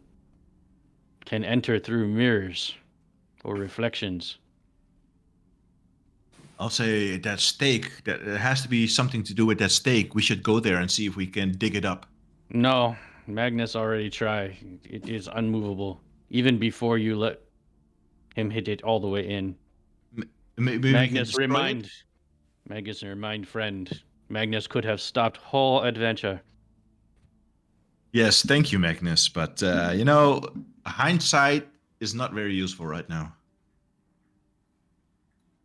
Okay, Magnus, no remind you every minute that Magnus could have stopped. As you whole guys are adventure. having this conversation, sounds of screaming grow louder. It seems as though something is happening, and the air is beginning to get filled with these screeches and the sounds of people running, and they're getting fewer. Maybe we should find a mirror and go to this dimension. Is that a good idea? That seems to be where the monsters are coming from. Maddie's Yes. going to go to the door and look Smash it. outside. But we are trapped here. As you open the door, Maddie, and you look outside, the first thing you notice, the perimeters of the town, dark. There is a darkness that is creeping up and climbing as if night is approaching, but from all sides. The next thing you notice is that townsfolk are running across the plaza, and they are being attacked by more of those dark entities, the ones that are impossible to focus upon. Ones that you, just like the one that you guys fought that climbed out of your pocket mirror. But there are many of them. Do I know, like, to get into the pocket dimension, do we have to have a bigger mirror, or is a small mirror enough? You don't know. I helpfully suggest that we hide until all the townsfolk are dead, and then see if we can sneak out. Howard, we must save the town. Why? I don't care about this town. Magnus will not let monsters attack town. Well, Magnus, it's come already on. happening, Magnus. Let's I go g- defend a couple townsfolk and see how it Ah, goes. We don't have time for that. Call Screw them these here. townsfolk. Maybe we can protect them in here. Does anybody have a dispel magic? Maybe we can. Maybe that stake. If you said something is an experiment, if that's causing all of this, maybe instead of pulling it out, we can do something to neutralize it. I wish, but I'm not strong enough for that spell. As you guys are talking about, Maddie, you're near the door. You notice the hearth on the far side of the room. While it is emitting light, it is getting darker, darker. Is the fire getting smaller, or it's just not able to emit as much light? The fire is the same size. Okay, so it seems like darkness is creeping in from the fireplace. From the chimney. It looks, I would say it more seems like the light in this room is becoming suppressed. Just like it's outside. Yes. And I'll say, maybe even my elven dark vision doesn't pierce this darkness, or... No, you can see clearly. But what you're seeing, it's not like you're seeing things in the darkness. And as you're watching and you're investigating, you're trying to figure out what you're looking at. You can see the shadows of the pews and the statues in this room are growing taller and taller. You watch as one of many townsfolk that are hiding in this temple, one of them is seated on a pew, and as the shadow reaches them, the shadow of tendrils reach out, and they grab this townsfolk, and suddenly he is pulled into the shadow, yanked into the ground, and suddenly he's being pulled into the floor itself as he is being slashed and carved away by these dark inky tendrils that are shredding him in front of all of you. And he doesn't even... He doesn't have time to even scream before he is I'll yanked say, into the dark. Maddie, take the book. We're getting out of this damn church. Okay, I got the book. And start reading it. We need to find a solution. Maybe it's in that book somewhere. Solution in mirror dimension. Magnus already told you. Let's go find a mirror then. We have small mirror. Maybe we go through. No, I Magnus smashed on it. a diet. What happened? What happens when Magnus lifts his boot off of the claws and you destroyed my book? I mean, my mirror. Magnus, do you lift your boot off the pinned creature? Yes. The you watch as the cloak revealing the claws are surging and lashing. They pull back through the glasses, and it is still. Him got away again. I'll say, let's find a mirror that maybe we can enter. A big mirror, like ladies use to get dressed. Do you think that we actually need to go in there, or we need to find a way of closing off the door to it? I'm open for suggestions, but we can't stay in this church or we'll end up like that guy. Yeah, we gotta do something. Magnus think we need to go in mirror. Okay, let's Picture book get out of clearly this show church. Meanwhile, We- Maddie, you read the book and we try to find a mirror. Then we'll have all options open. We need to There is avoid- wizard that created this dimension. We need to avoid being in the shadows, it seems, so try to not stand in any shadows.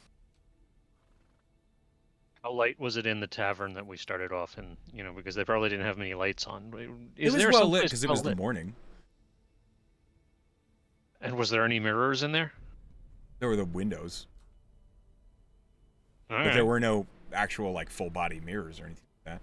Mirrors are fairly expensive, so they're not super common. Let's try to find the richest house in this place and see if they have a mirror. Right, so you guys are running out of the tavern or the temple. Yes. Yes. If What we can do order? that without touching shadows. What Magnus, order? lead the way. Okay, Magnus, you run out first. You are met.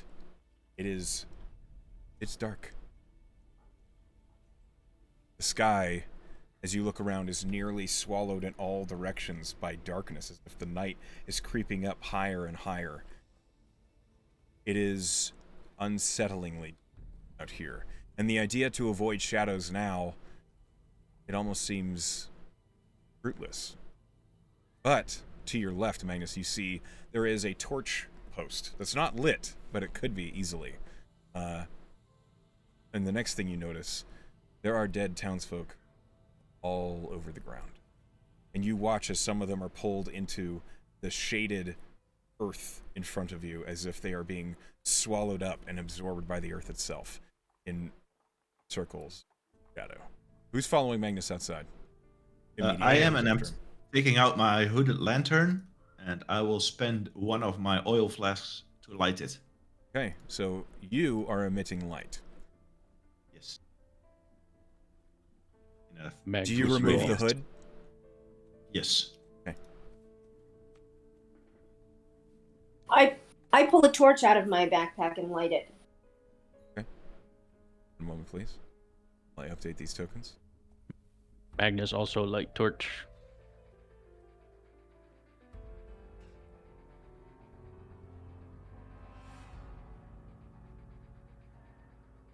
Dorian, are you in last, or are you following right after Maddie?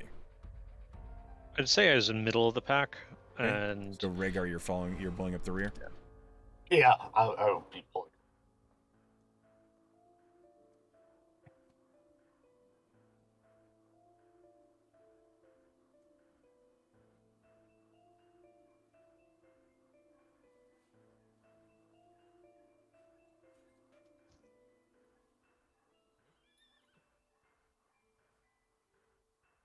You all emerge from the temple en masse out into the town square, where it is much darker and you are emitting light from your various torches and your lantern.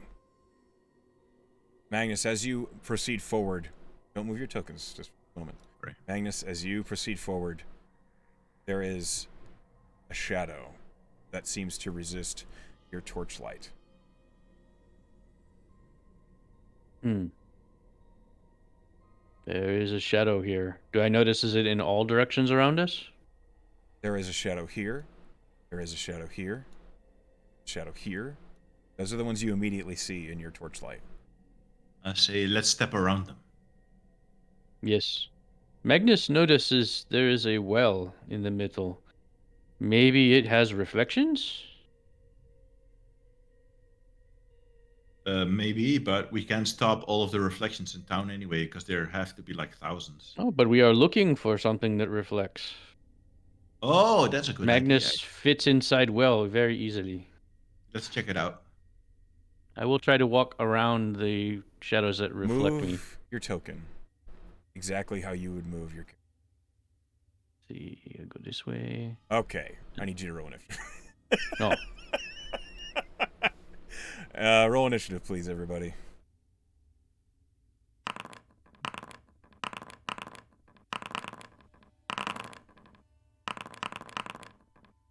Did All I right, do it right this Magnus. Hold on. Immediately. That's great. Magnus always know where to step. As now, we're in the thick.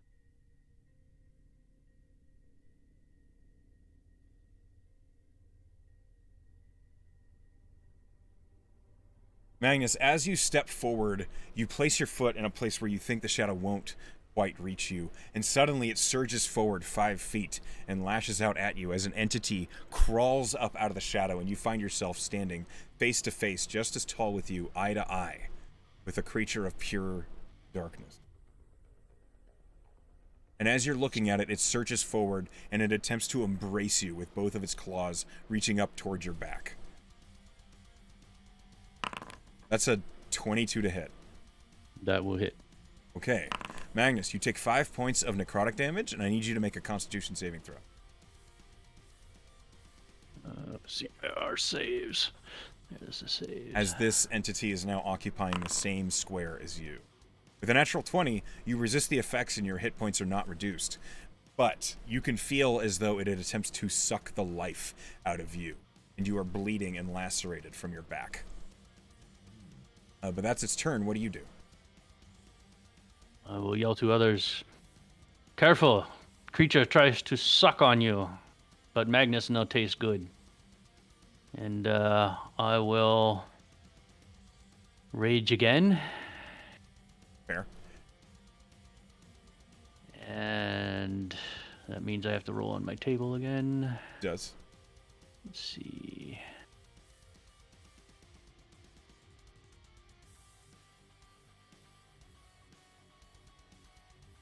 If you on your... There you go. There it is. Oh. That's interesting. Oh. I am surrounded by little sparkly lights. And they give me new armor class, and if you're close to me, you also get armor class. But Magnus knows his friends are scared and will not come close. And then Magnus do what Magnus do. Let's see, I will not recklessly attack this time. Maybe once. Because I was hit, so I will be slightly more cautious and just attack with the Great Axe. Okay. Go ahead and click attack in the chat. 6 does not hit. End of Magnus' turn. Okay. It's now another one of the entity's turn. You all watch as these shadows, they are moving about on the ground. Those of you with a passive perception of 12 or higher will notice that as the perimeters of the town grow darker, as the darkness grows taller, these shadows come into more and more detail. You can see more and more about them, as if they are rendering slowly in front of you. And the only time you can see them perfectly clearly is when Cadell, one of them, surges right up in front of you and reveals itself as it attacks you.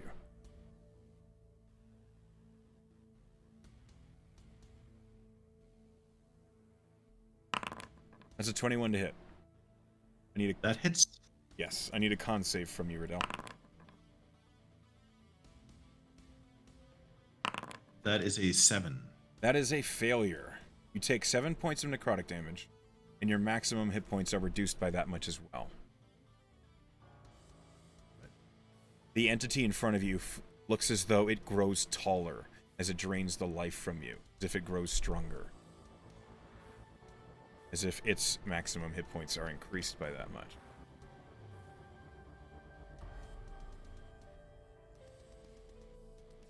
Cadell looks a little bit paler. Me represent that by...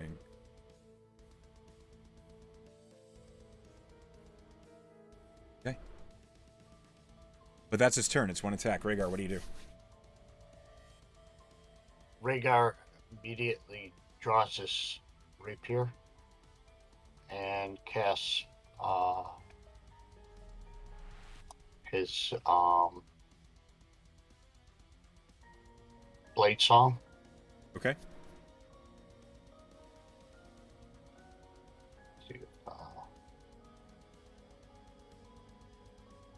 And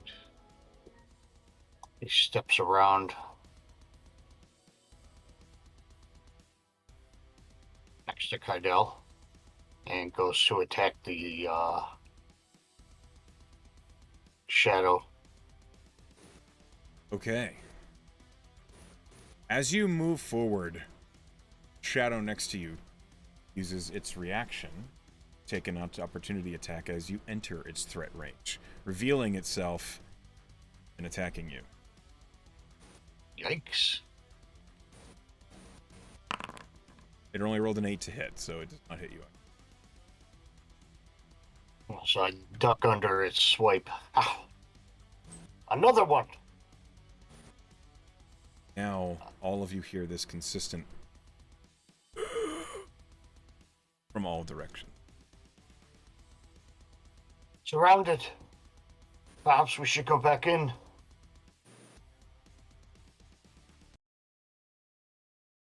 You say that, you look back toward the temple. The doors, like you can see through the open door, it is complete darkness. Or not.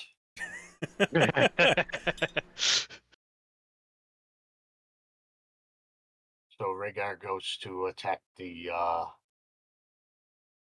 shadow that's right in front of Kydel. Okay.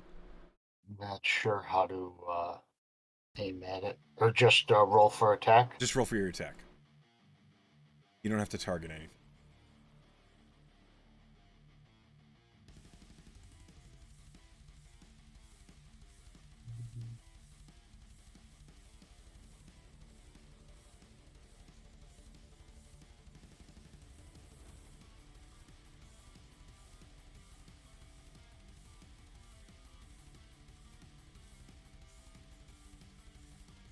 You click on your token and you mouse up in the top. You'll see your inventory.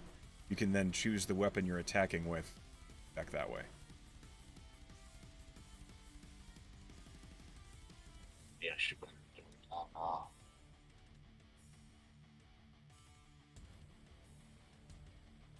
Here. Are we supposed to put damage on ourselves? I can do it for you if you have not. Okay, I didn't do it. Okay, so you took 7.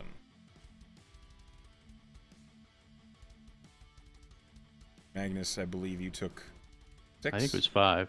Maybe it was 6. I rolled a 6 to attack, but That's right. That's right. You took 5.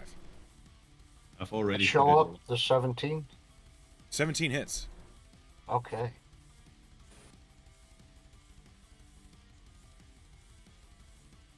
Oh. I don't think the blade song came on. Did it? Is it a booming blade that you're trying to do? No, I activated the blade song. Okay. That.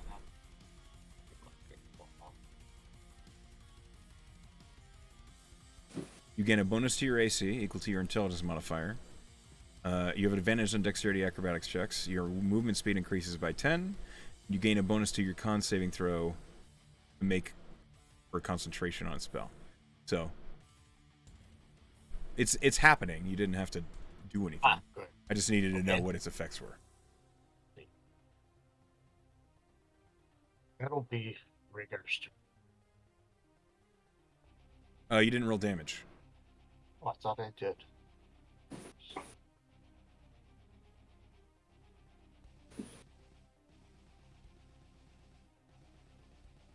I believe it's a D8 plus your dex.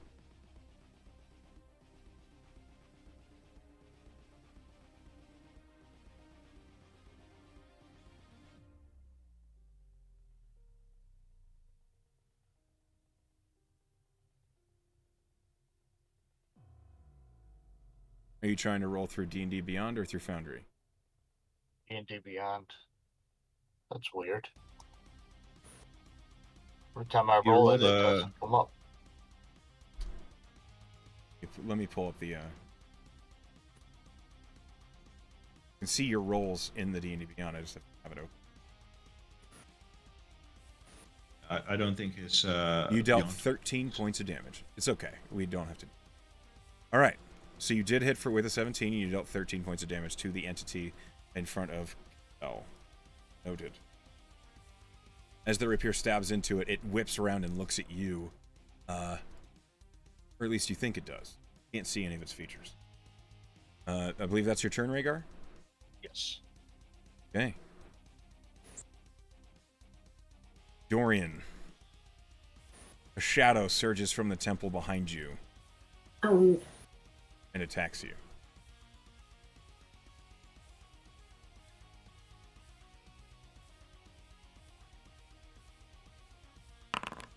That's a 12 to hit you, Dorian. I doubt it. Brynch? Oh, Yeah, he has sorry. 20 AC. 20 AC, yes. Okay, yeah, it does not. It is at this time that you all hear a screeching call of a flying creature flying narrowly overhead. As the darkness rises, it reveals another creature, one none of you have seen the likes of before. Flying low, just above you all. Seems as though it's maybe 60 feet up, and it is circling. Hmm.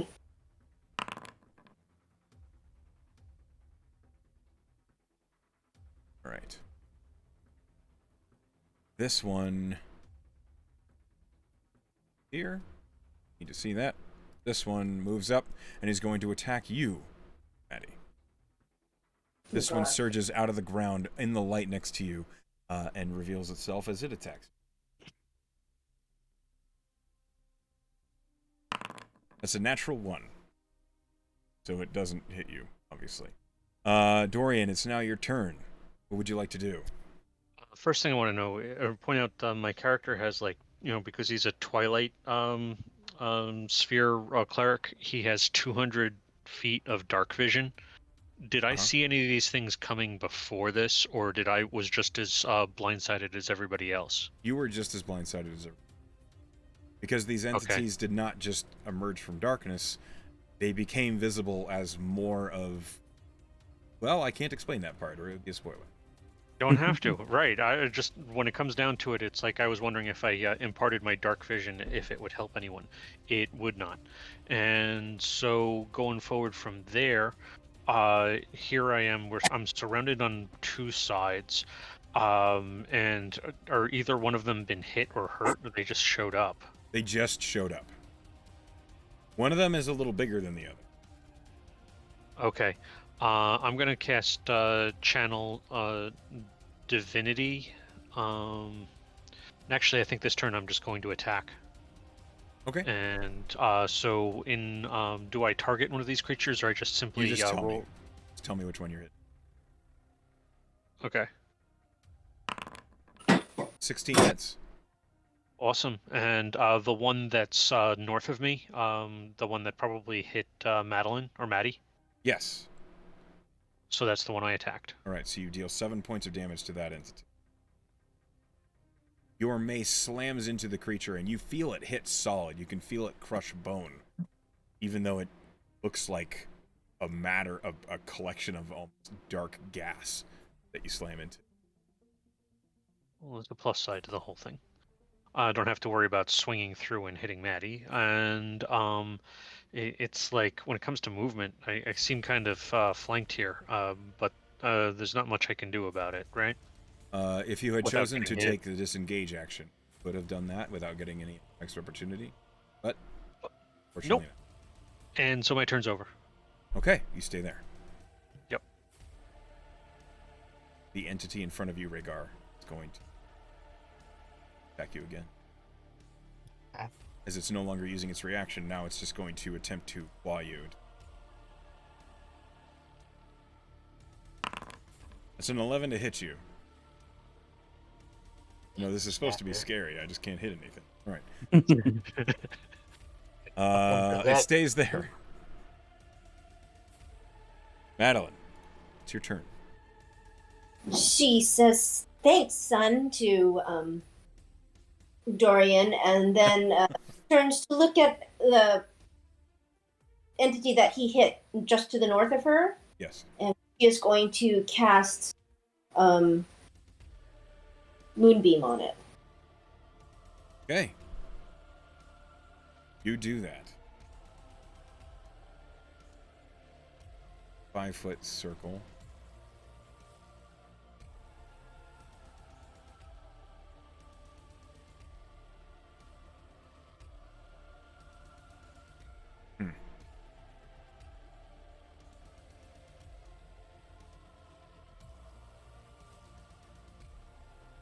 I think you might want to move it back a little, Maddie.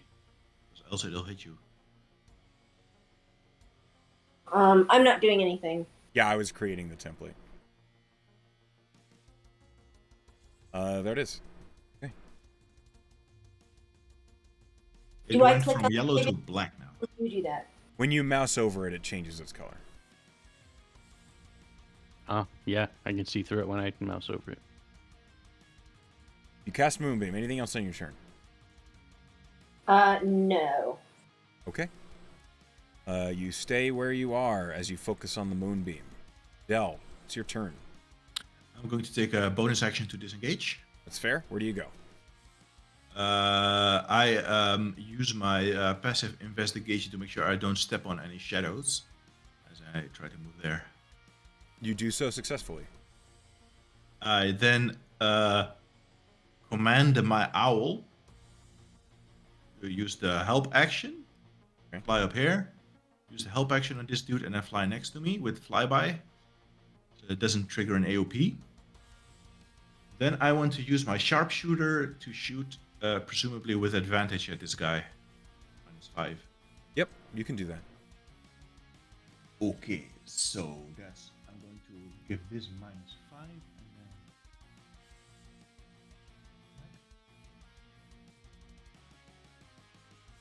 then... Okay. Go ahead and roll with advantage. 13. It hits. And then I will roll damage. Plus 10, I believe. Oh, wait a minute. You rolled this. You are rolling with sharpshooter, correct? Correct. Yeah, gotta have a I'm afraid -5. an 8 does not hit. Oh, okay. I thought I did the -5 thing in the little box. It says mine. plus 5. Oh, Does not okay. have a -5.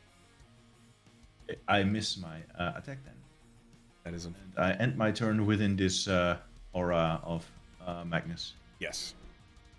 The rainbow sparkles feel very protected. Pretty colors. Now it is this one. This one... See.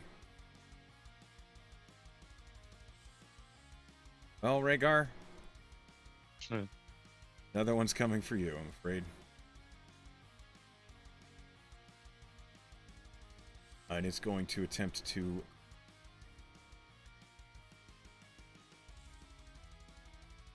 It has advantage because of flanking.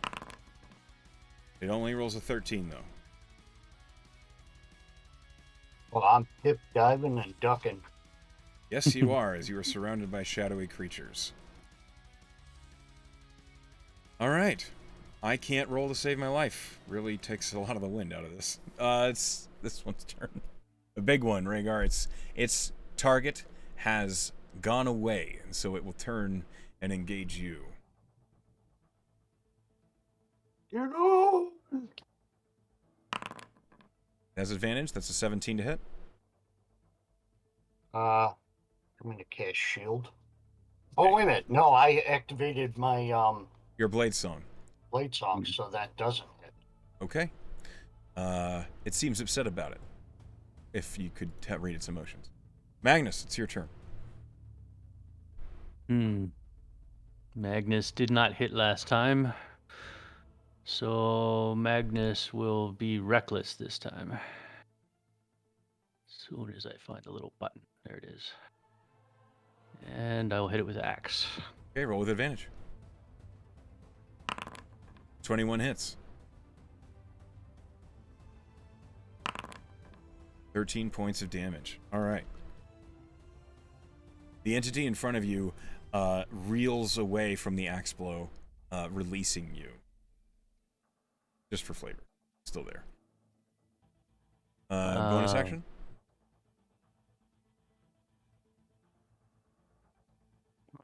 I'm going to just move a little closer to the others.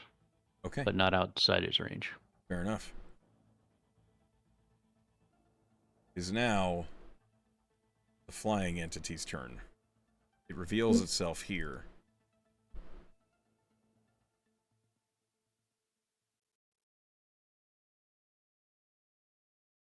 All right. It flies behind you, Cadell, and it's going to make a cone attack.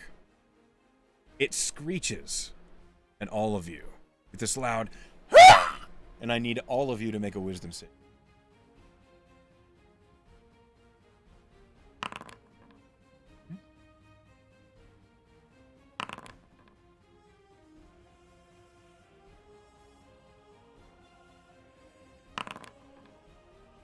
Magnus, that's a fail.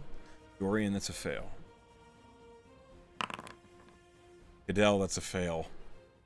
Oh my god. Oh dear. Rhaegar, wisdom save. Don't mind. It's a fail. Hey. Okay, everyone who failed takes... Oof. Takes 22 points of psychic damage. Yeesh. Sorry, you said 22? Yes. Okay. Those who succeeded take none. So Maddie, take none. Cadell, Oh. as the screech crawls up into your mind, you feel your mind just shut down. And you fall over unconscious. Whew.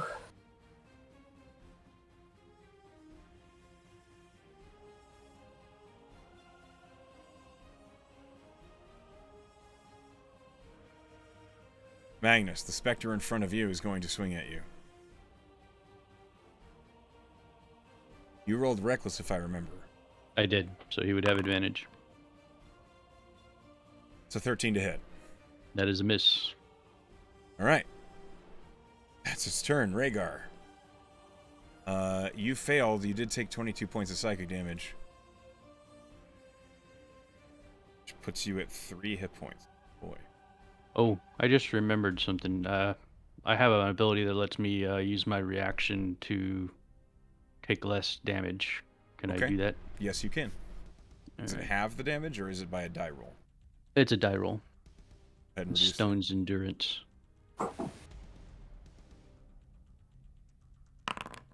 Yep. So you regain 10 hit points. I'll put 10 back on myself. Nice. That may come in clutch here. All right.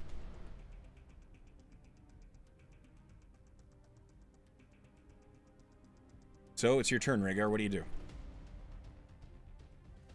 Oh, Rhaegar's going to take off from there. So he's going to disengage. And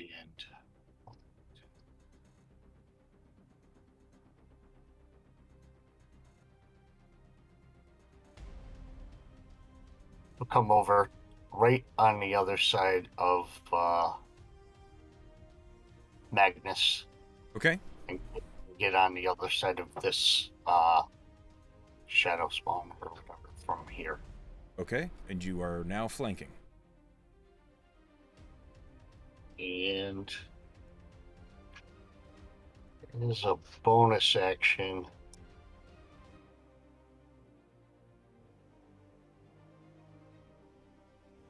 no, he's not going to use them. He don't have a bonus action he's going to use, so he'll just stay right there.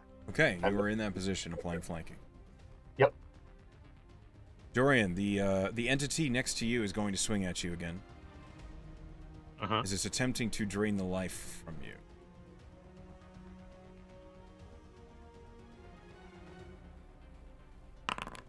That's an 18 to hit. That misses. Okay. Muhahaha. Using There's lots plate of mail. AC. Yeah. Using plate mail. Plate mail, awesome. And shield. All right. The specter within the moonbeam needs to make a con save. I rolled an 8. Oh, okay. How much damage does it take? Go ahead and roll damage from. Okay. 10. It actually takes 20. Because it is radiant damage. You watch as the moonbeam crashes down on this shadow-like entity, and it immediately just evaporates into smoke. Destroyed. Yes. That's it for... Well, it doesn't have a turn. Next.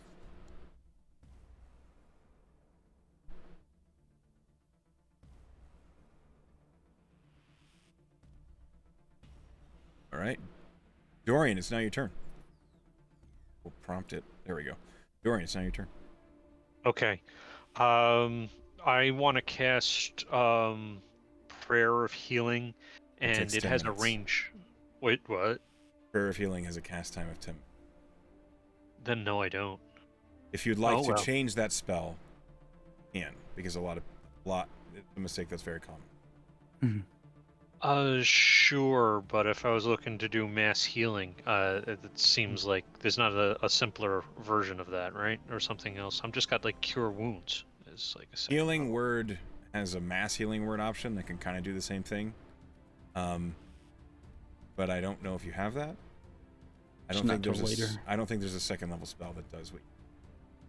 Okay, or feeling is Healing Word a third level spell or what? Healing Word Healing is a Word. first level, but mass healing word is a third level.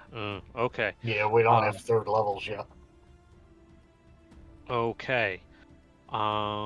There's lots of things, and I've got a thing in front of me, and I'm going to attack it. Okay, roll your attack. Let's see. Actions. Mace. The thing. 21 hits. And it even added the damage. So I did 6 points of damage to it. You destroy that entity with another blow to its shadow-like face. Woohoo! So then I'm free for movement. Yes, you're no longer under threat of attack of opportunity. 5, 10. Okay, so I'm gonna go. Oh, movement. I just click on my guy and You it just can kick start and dragging. drag. Yep. Well, if you have to there's sometimes where you gotta do. Yeah, there we go. 5, 10, 15, 20, 25. I get back to back with Magnus, and that's where I'm going to be position wise. Okay. I think that's Healing my Word turn. is a bonus action, by the way. I'm sorry, Healing Word is what? A A bonus, bonus action. action. Okay, then can you forgive me and just say I can cast that now as a bonus action? Yeah, Or- I don't have to forgive you. You can just You do still have it. Awesome. Okay. But I got to put that into my spell list because I didn't put it into my that. spell Yeah, list. I'm saying you can change Player of Healing to another spell, which you can Thank do that to Healing Word if you like. What's the easiest way? I'm trying to add the spell now, and I'm looking for a managed spells. Are you in D&D Beyond? Yeah. Yeah. Prepared spells, known spells, spell slots. It's under known spells. You have only prepared 3 spells. Oh, okay. You have Mhm. 9 spells you can potentially prepare, and you didn't prepare any of your cantrips. So go ahead and pick those, and we'll come back to you. I'm gonna cast Healing Word now, and then Okay. I'll do the rest. That's fine. So you heal who? I thought, and that doesn't heal everybody. That No. It does only heals one One person, person. that's within 30 feet of you. Yes. Kendall. I heal Okay. him. Oh, it's 60 feet range. You heal Kendall for 6 points. Kendall, you are no longer unconscious. Okay, thank you. And that's my turn. Yeah. While we wait for your next turn, go ahead and select your spells. Will do.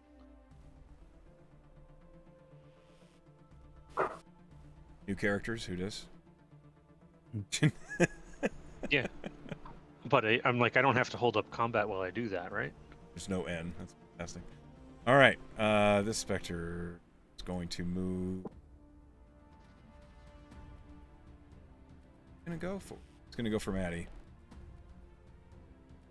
So I imagine I won't hit because I can't hit anything. Find out. That's a dirty 20 to hit, Maddie. Does that hit you? Oh, she says, oh, hell. Hell's bells. I assume that hits. Okay. I need a Constitution saving throw, please.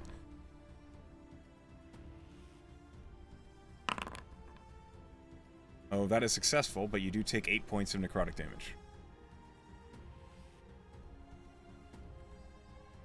Okay. Oh. That's very nice.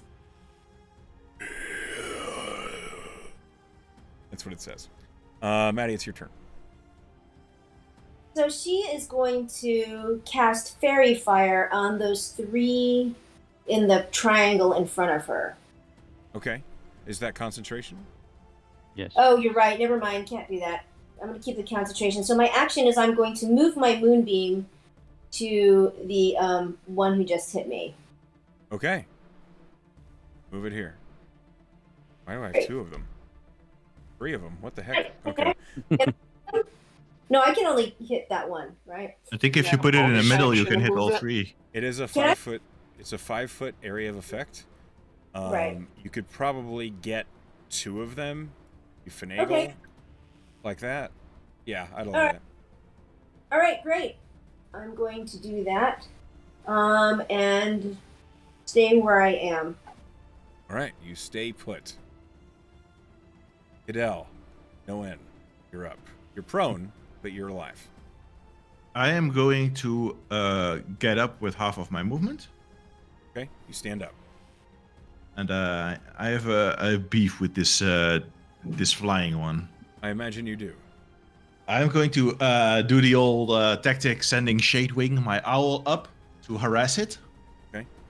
Fly by. And I'm going to make a sharpshooter attack on it. Go ahead and roll your attack with advantage, -5. Okay, I think I have this system figured out now. So I click this, I click attack, I type in -5, and I say advantage. There it is. 14 to hit. 14 just hits. Okay, and then I click this, damage +10.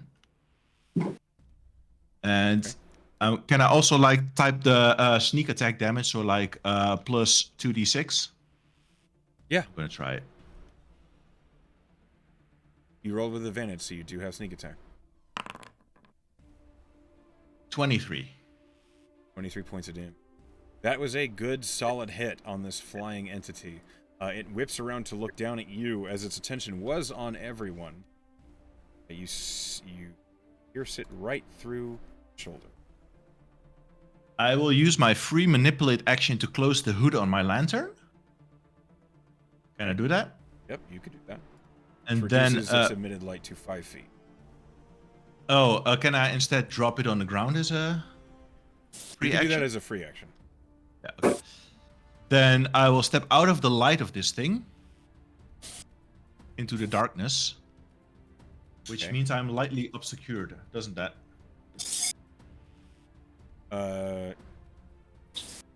You'd have to step a little bit farther away from Magnus to be. Sure. Magnus Shiny. I would like to use my Mask of the Wild, which is a wood elf thing that lets me hide even when I'm lightly obscured. So can I use the hide action as my bonus action? I would allow that. Okay. I will roll a stealth check. You move here, and you roll stealth. I will ask nature to obscure me and make me invisible like the wood elves in the forest can do. Once I'm outside in the darkness. In this hostile place, where the shadows have been coming alive and damaging people, the shadows that instead engulf you feel more familiar. Shadows of home. And you don't feel quite as in danger as you did a moment ago. That is my turn. Your owl's over there. Okay. This guy, as it begins its turn, it needs to make a con save against the moonbeam.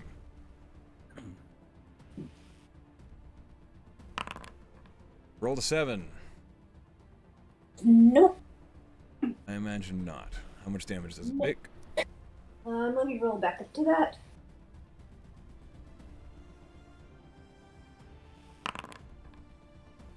Okay, it takes 28 points of radiant damage. It is immediately evaporated. Radiant light shining down from it. And it is destroyed.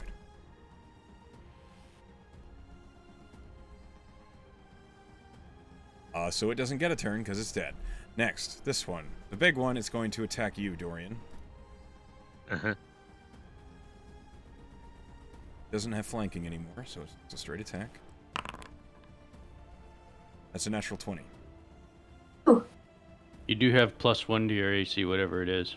Yeah, it's like I've got an AC of 21. I don't, I rolled a is it critical +1 hit. or plus? Yeah, right.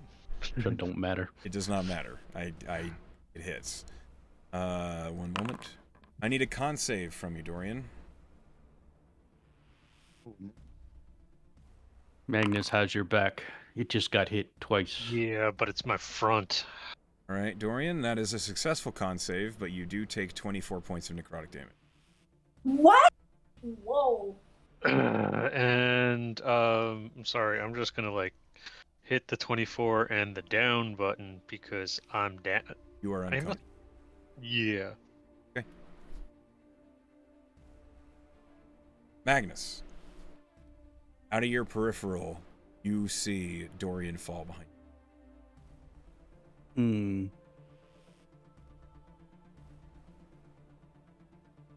Magnus can best help with axe.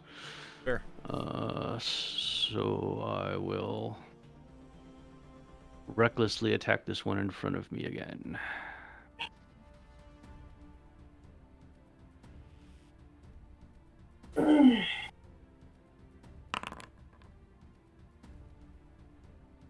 Uh, 20 hits. For 7 points of slashing damage. The entity that you are attacking dies as you slay it with your axe, cleaving it in two. Okay, I will step right in front of this one and try to protect the dead Dorian. Unconscious? Just unconscious. Not dead yet. Still look pining dead. for the fjords. All right. The flying entity's turn. Its prey has vanished from its sight. Said about it. We'll use its multi-attack. Swoops down. It's gonna attack your owl. That's a 15 to hit an owl's AC. It certainly hits. The owl is poofed from existence. For the second attack on its multi-attack, it swoops over and is going to attempt to cleave you, Rhaegar.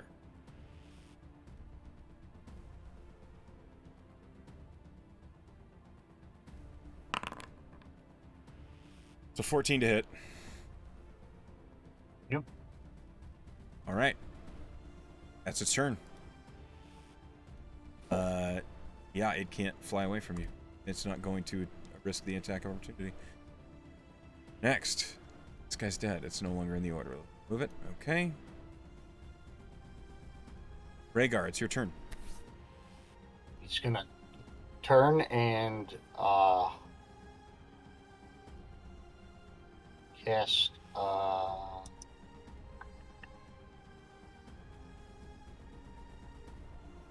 Booming Blade on the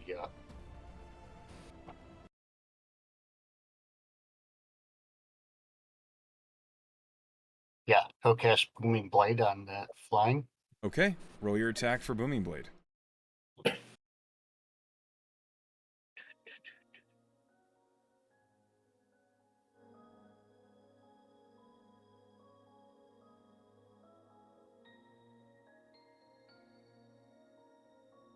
Rhaegar, as you turn to attack this flying creature, you see behind it, edge of the town, is completely black. You glance up and you see that the sky is completely black, and it is now filled with those strange constellations that you saw. Beyond all of that, beyond the buildings behind this entity you're swinging at, and off in the distance, reaching high above the distant peaks of trees, you see a towering figure approaching the tent. It has eyes of pure white set into a body that seems to be a mixture of smoke and bluish darkness. From here, it looks as though it is well over 30 feet tall, and it is moving towards you all.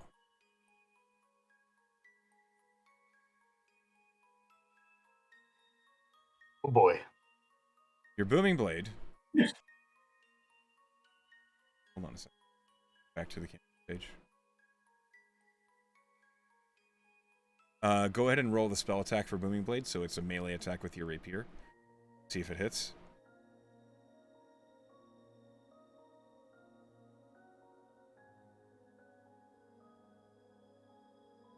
No, that's the damage. That is the damage. It's okay. Just roll a rapier attack, then we add that to it. I already did roll the rapier attack. That's weird. It doesn't show up. It shows the last roll was Dorian. Nice swing. Back to the rapier. Yeah. 16 hits. Go ahead and roll Okay. damage for the rapier.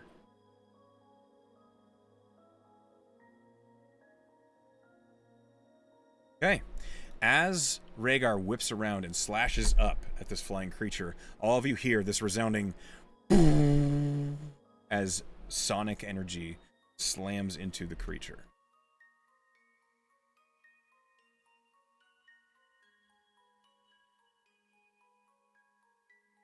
If it moves, it takes more damage. Made a note of that. Yep. Okay. It's now this entity's turn. One from the darkness that emerges, joining the fight, and gets behind you, Maddie. This one's a little smaller than the other one, but it is still there, and it is here to party. It attacks you with advantage because it's flanking. That's a 21 to hit. Yes, hits. Okay. Need a con save. You take 6 points of necrotic damage.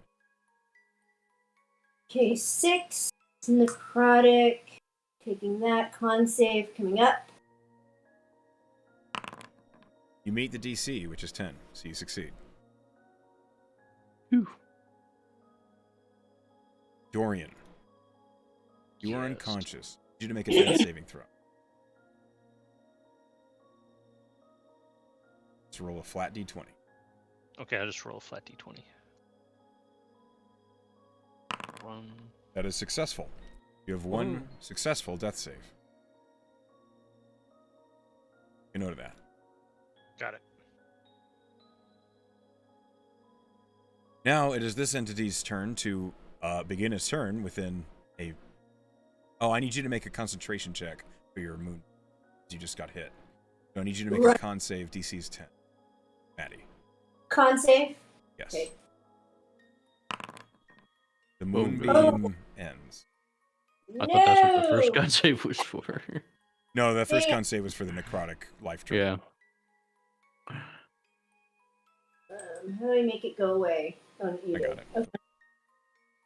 Okay. And now, this specter, it's beginning its turn not in a moonbeam. It will also attack you. And Maddie, with your high passive perception, you feel the ground beneath your feet as something heavy is approaching and shaking the earth. Ugh. That's a 14 to hit you. Misses. Yeah. Seems to be a running theme here. Maddie, it's now your turn. All right, I'm going to take as an action the disengage action You and get disengage. to the other side of Magnus, where I can benefit from his sparkly lights. Okay. You see Dorian prone on the ground. I do see him. I'm just gonna say, "Sun, rise up!" And as my bonus action, I'm going to cast Healing Word on him. Okay, roll healing word.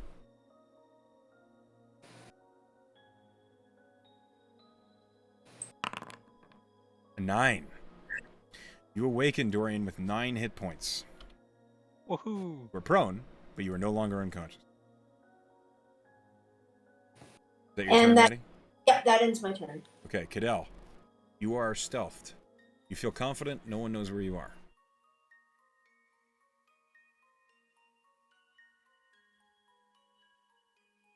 Oh, sorry, my mic was off. I was also going to bring up Dorian to clear out that together, but I guess I'll have to save the potion. I am going to, with my dark vision and my passive investigation of perception of 14, can I sneak without stepping into any of those shadows? Do I see any black spots here? How about you roll investigation for me?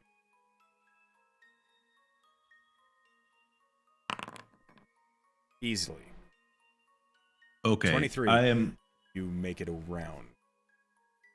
I'm going to use my action to drink a potion. Okay, you heal for 10.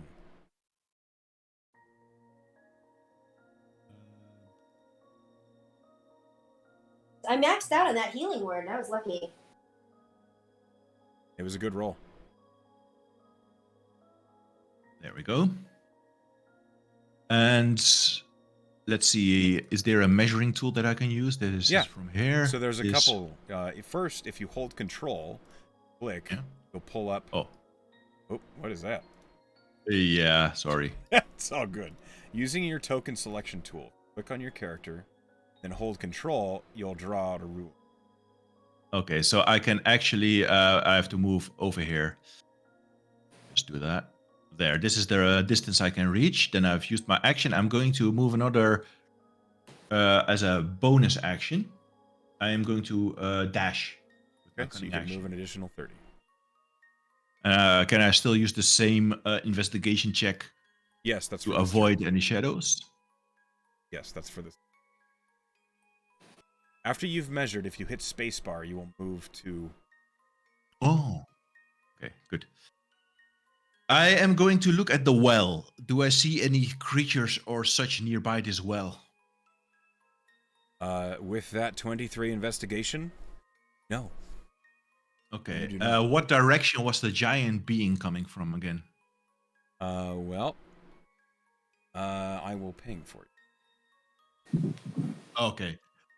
So I will suggest. Actually, I cannot because I don't want to break my stealth by shouting anything. So I'm going to end my turn. I've taken an action and a bonus action. Fidel, why don't you roll?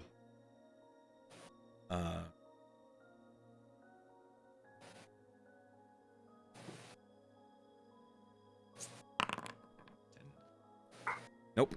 Don't worry about it. Okay. That was my turn. That is your turn.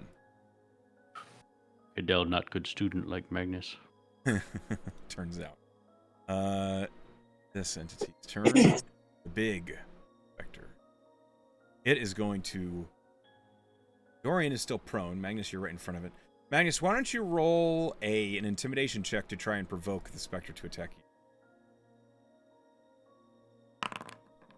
you? Okay. Hold on. Yeah. All right. You succeed in goading. Picking the. See if it hits you. It has advantage, I believe. No. I did not attack it. Well, you I recklessly attacked the last guy and then moved, so yes, it would have advantage. Okay, well, I rolled an 11 and a 13. I don't think neither one of those hit. No. Okay. I swear my monsters are scarier than. Oh, I get it. Don't worry. I find them pretty scary, to be fair. Magnus, it's your turn. Have I heard that big thing coming, or has anybody alerted me to it yet? What's your passive perception? 13. It's not hiding. I think you would actually see it looming over. Yeah, you would. I just natural one. You see a massive horned figure with pure white, malicious eyes that must be well over 30 feet tall. You can see it over the roof of the Temple of. which is where we're standing in front of. Uh-huh. Okay. Magnus will yell to the others. I think maybe we should make run. I would say at this point you can actually see it approaching the... Okay. I will try to take the shove action to push this creature away from me. Yeah, roll an attack. Isn't I'm it? sorry. It is an attack, but it's an athletics contest. So Yeah. roll athletics.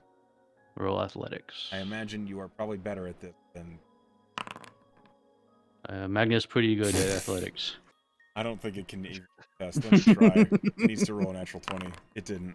Yeah, you shove it away. It is shoved back 5 feet. Right. And then Magnus will run as far as he can. These squares are how much are these squares? 5 feet. 5, 10, 15, 20. If you use the control, you can use it to pull out a ruler. I'll do that. And if you hit spacebar, you'll move your token to where you...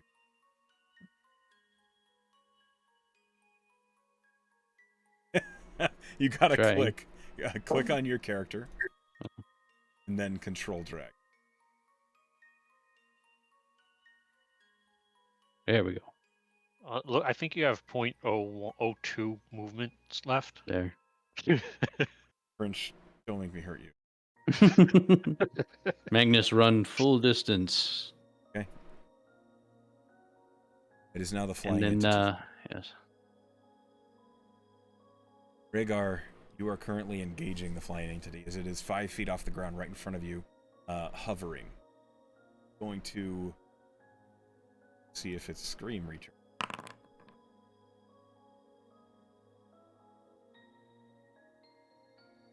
It's going to attack you. It's a 16 to hit. Rhaegar, does a 16 hit you? No. All right. Second attack on you. It's a natural 3. All right.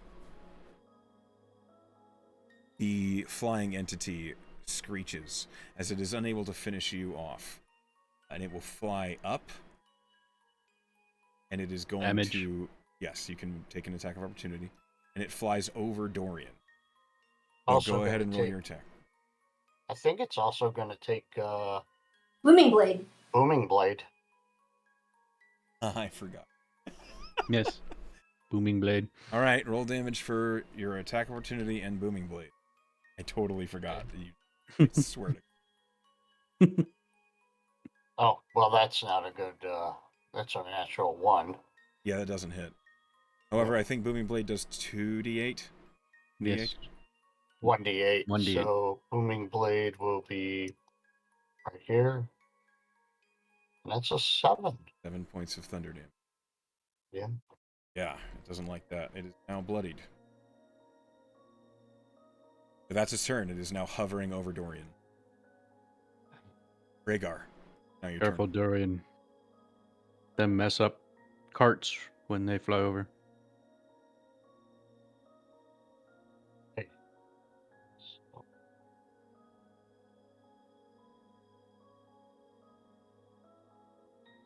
You're just going to move right. And follow it. You follow it, okay. Oh, yeah. You just saw the barbarian run away, though. Magnus yell, run away. First, he disses us for not being brave, and now he's running away.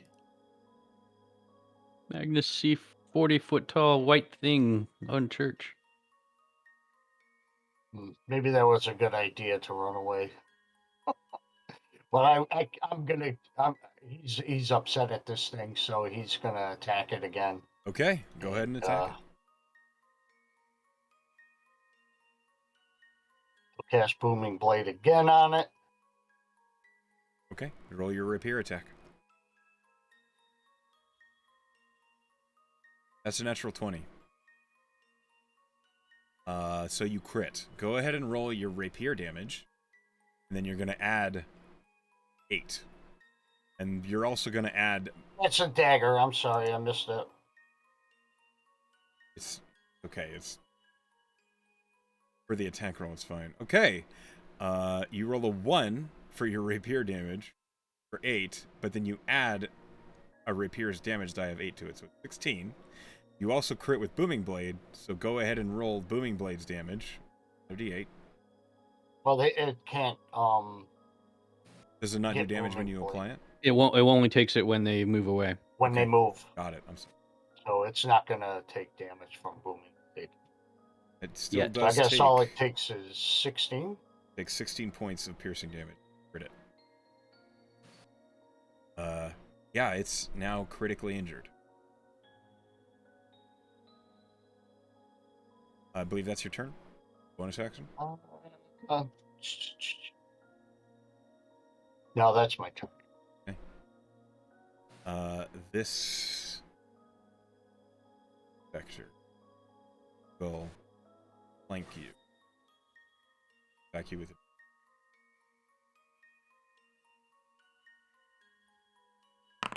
It's a 15 to hit. Dude.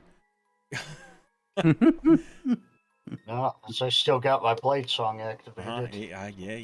All right, Dorian, you are prone. There is a flying entity directly over you, but it's your turn. I use standing is half my movement, Yes, it is. and so I use half my movement to stand, and then I swing up at the how far above me is this creature? It's only 5 feet up, so as you stand, you're basically even. So yeah, like with one good stroke, as standing, I transfer the power into the mace and swing straight up into it. Okay, you have an advantage because you're flanking with Rhaegar. Awesome. And I actually close my character sheet? That's wrong. I can't believe my bad. Okay.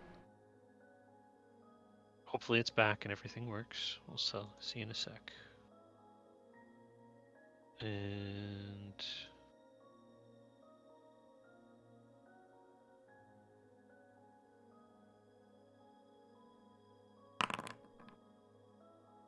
It is with Oh, advantage, boy. so go ahead and roll it again.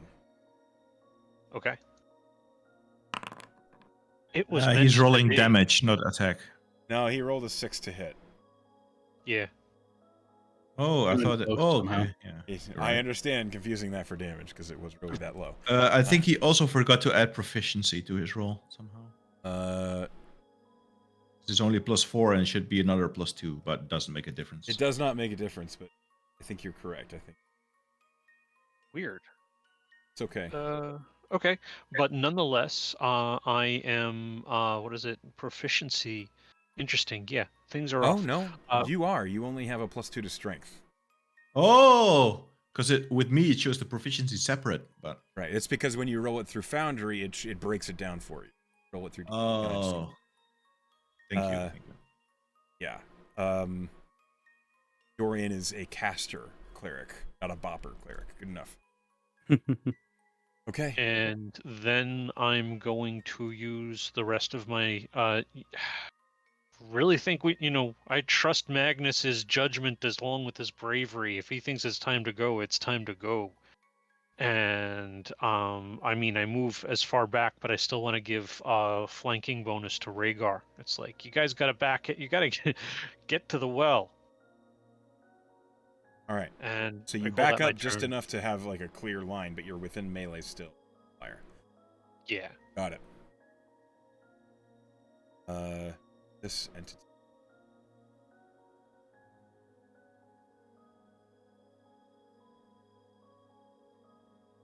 Dorian, you were at 9 hit points. Yes. We've suddenly healed to 35, so I'm going to hurt you back down to... Who what, where? You closed your sheet and opened it, so your hit points went back up. Oh. It's okay. I'm just letting you know that you're injured. I'm not going to take that away from you. This one is going to close on you, How Rhaegar. generous. Thank you. It's going to attack you, Rhaegar. Let's see if it hits. If I can hit anything. It's an 8. That's not gonna hit. I really... Here. Just I can't do it. All right. Maddie, it's your turn. Okay, well, it seems like everybody's running away, but we're engaged in combat, so she's going to come over to get closer to Stay Magnus. inside pretty lights. Stay inside pretty light. But seeing how well the moonbeam does, she's going to try to cast it where she can hit the most people. Focusing here. Yep. Here. You can Get the you can flyer, hit 2 get the people. flyer. Can I? Hit the I can't hit bad 3 guy. there. Ooh, look, That 3. works. Ooh. Yes, you can land it. Right. So that's my. That's gonna do a lot of damage. That's your turn.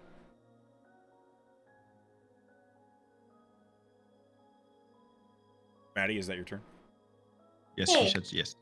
Yes. Sorry, I didn't hear you. Adele, it's your turn. I'm going to keep it with my movement, so 35 feet and then space, right? Correct. Excellent. We're right I'm going outside to peer into the well. You see a perfectly smooth surface. Does your it? own face looking? All right. Am I still hidden? Yeah. You haven't Then done I'm anything going to reveal yourself. Then I'm going to sharpshooter the flying thing, and it allows me to ignore the cover it gets from Dorian. Go ahead. Can I do that with advantage since I'm hidden from it? He's next to him anyways. You'd Well, it doesn't know you're there, so that would grant you advantage. Okay. Attack. Advantage. Oh. 24 minus hits. 5. A 19 Sorry, hits. I want 19 hits. Okay. Damage, I have to do a plus 10 plus 2d6. 20 damage to the flyer. How would you like to kill the flyer? So Dorian, you hear a whisper just behind you, as if sent by a breeze of wind, and it says "duck." And if you choose to do that, an arrow flies just where your head was, and it hits straight into the eye of the creature, which I assume dies with a terrific screech. And if he doesn't duck? No. Then, 2 for 1. Yeah, 2 for 1. As the creature suddenly falls to the ground with a horrible gut-wrenching, you can feel the echoes of the psychic damage that you took earlier in the fight. But it is destroyed as it slumps onto the ground and immediately begins evaporating into an ashy smoke. As my cunning action, instead of dashing or something like that, can I take out my rope and tie it to the edge of the well here? Yeah, I'd allow that. To, This is a post that lamps are hung from. You can tie it to that. okay, and that's my turn. Okay.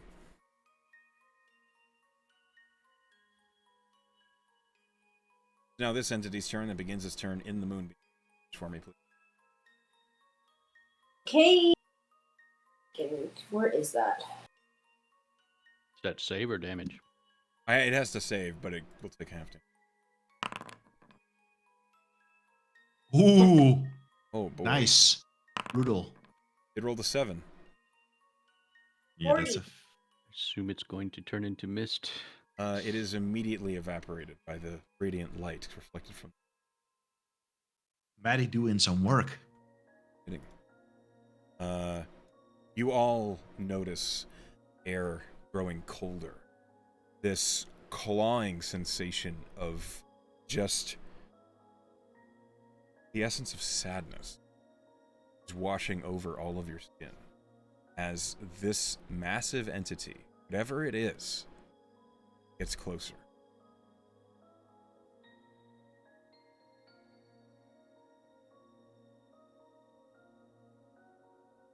Magnus, it's now your turn. Magnus will yell at the others, "Come, we run to the well." And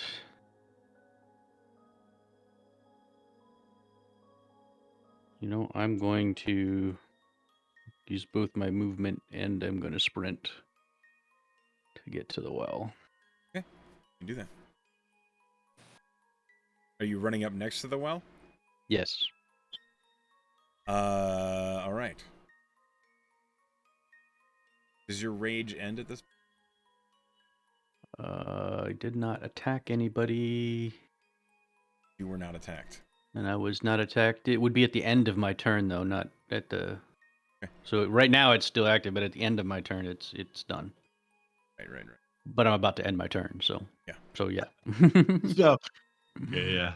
Thanks, All right. Magnus. Ragnar. Ragnar? Rhaegar. It's your turn. I apologize. Yeah. Early morning. From the Game of Thrones, one of the names. Yes. Oh, let's see. So everybody's booking it.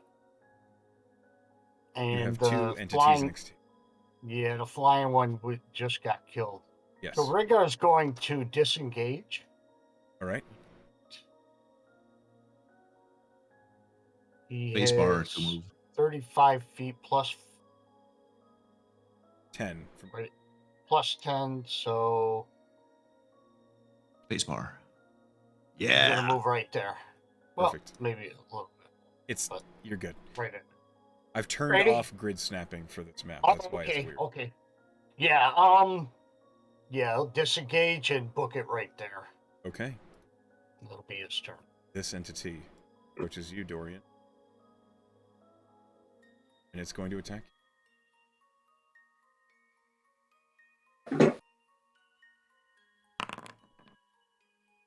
10. Just gonna open roll. He is 20 AC, so. Yeah, it doesn't hit. You are clear. It's your turn, Dorian. All right. Disengage action and what is it? Maybe I know how to do this now. Hold control and drag your character and then press space. Hold control, press character. Yeah. Yay. Well done. All right. And so that was my full action. Yep. Do you have any bonus actions you'd like to take? Like maybe a healing word? Yeah, I cast Healing Word on Rhaegar. Okay, Rhaegar, you heal for...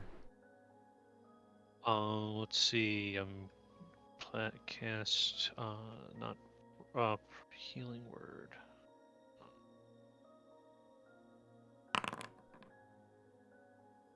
Nine. Okay, Yeah, I Rhaegar, didn't you're target looking you. much better. I think I'm done now. I think so too. So now this entity's turn. It begins its turn in... Go ahead and roll your beam. Circle Con of death. I failed every one of these saves. It's a 4. Here's another one.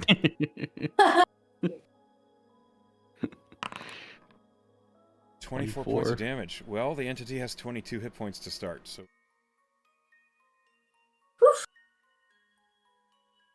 The moonbeam once more, its radiant energy just destroying these shadow-like...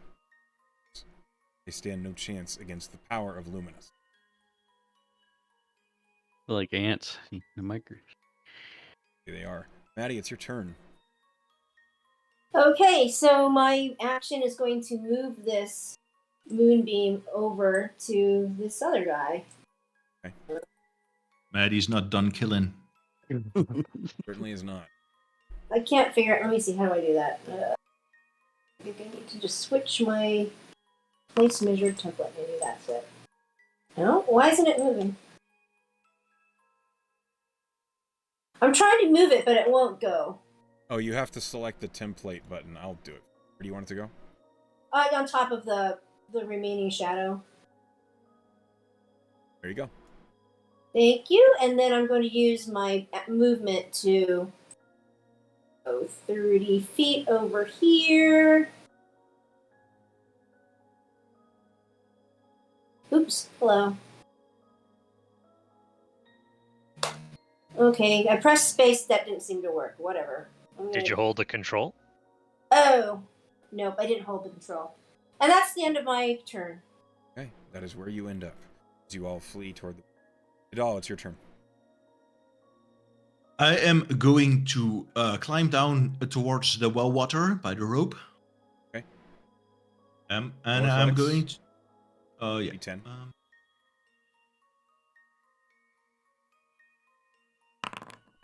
You had to say it, didn't you? As you begin to climb down the rope, the tension, the strange negative feeling, all of it combines into your hand slipping. You fall down the rope. Okay. I fall into the water. You, which means that you are no longer in. Oof. Oof. However, for vision purposes, I'm going to grant you control, or rather, observation privileges over another PC. Let's do Dorian, because he's got crazy view range. Dorian sees all. There you go. So, what does Magnus see? Because he's by the well as well. Magnus, you, as you're leaning over the side of the well, watching as Adele climbs down the rope and slips and falls, you see he falls into the water. The water is not disturbed, and he vanishes. I don't have the vision privileges yet, by the way. 1 moment. Dan with the many ends. Did I choose the wrong person? How about now? No. Okay. On the actor screen, click on actors and then click on Dorian. Actors. I only see Owl. Okay. Oh, wait. Hold on. Yeah, I can open his sheet, but I can't see what he does. He's... Or how about this? Change the map here real quick. Turn off token vision. Oh, there. Now I can see it. Okay. All right. Cadell, that's the end of your turn. Yes. As the entity continues to approach.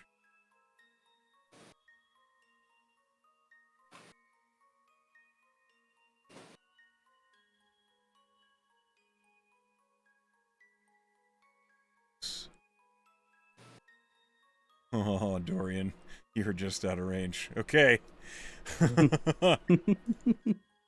Oh, man. All right. That creature is dead. It's no longer a concern to anyone. Magnus, it's your turn. Magnus yells at the others, well is the gateway. Follow, and I will not bother climbing down. I will just jump straight in. Okay, you jump into the well. You are no longer in the game.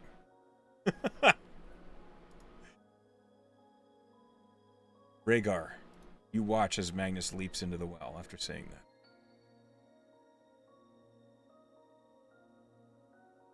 What do you do, Rhaegar?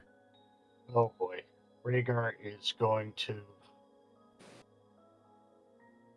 run to the well. And can I do an Arcana check to see what just happened to them two, if I know anything about it? That would be your action. Okay. You can do that if you want to, but that would be your All right. action. Take a leap of faith.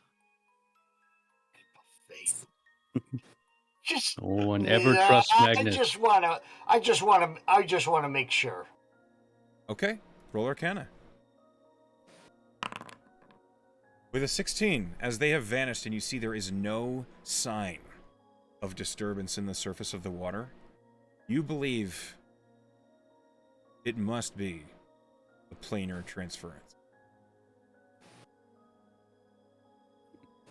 I'll wave on everybody that wave on Maddie and Dorian. Okay. And come this way, down the well. Hurry! It's now And I'll wait for them. So now this shadowy figure's turn as it begins its turn in a moonbeam. Maybe I can get one successful save? Would that even make a difference at this point? Would make me feel a little better. I rolled a 4. Oh, boy. Hold on a second. I gotta find my. Where'd it go? If you roll a 5, it lives. Oh wow.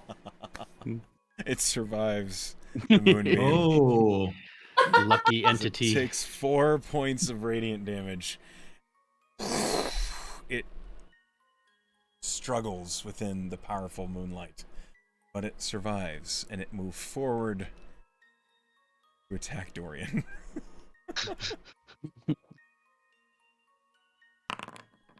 It's a 7. Nope. All right, Dorian. Fine. It's your turn. sprint. Yeah, it's how far away is the entity that do I have 2 rounds? No. I don't have 2 rounds. So yeah, I just run and I hit the control button, click the character, and the idea is the only thing I'm concerned with is landing in the water. Well, first let's see if it's attack of opportunity. Yeah, Mm. it's to death. 14. Okay, that's a miss. Always a miss. All right. Yeah, you jump into the well. Yeah. Do you bother with the rope or anything? No. Okay. It's like I am covered in plate mail. My logic on this whole entire thing is I'm putting my full faith in this situation. It will either work out or it won't. Okay. Finally, someone trusts Magnus. You leap into the well. There's no one in the well, so as you jump down into the water, you feel the strange sensation of something passing over your face. You are no longer in the game. Maddie, it's your turn. Well, let's see how far this is. Oh, I'd only make it to the edge, so I'm going to dash. Okay. And jump over, and then into the well. Jump into the well. You are no longer in the game either.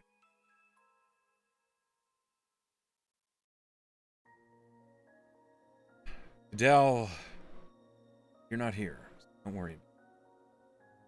The towering entity moves, stepping over buildings. Rhaegar, we're in range. Oh, Rhaegar, I need you to make a Constitution save. As this powerful, horrible, oppressing energy seems to crackle like electricity across the ground, and it approaches you, and you feel it crawling up your legs. Oh. Ooh, not good. That's No. a 7. Okay. The annihilating aura of the Nightwalker, as it approaches, crawls up, and you can feel it dig into your skin, dig into your soul. And you take 32 points of necrotic. Oh. Down. All right, Rhaegar, you fall unconscious. Did he fall into the well? No, afraid not. Can you use an inspiration for that? Yes, you can.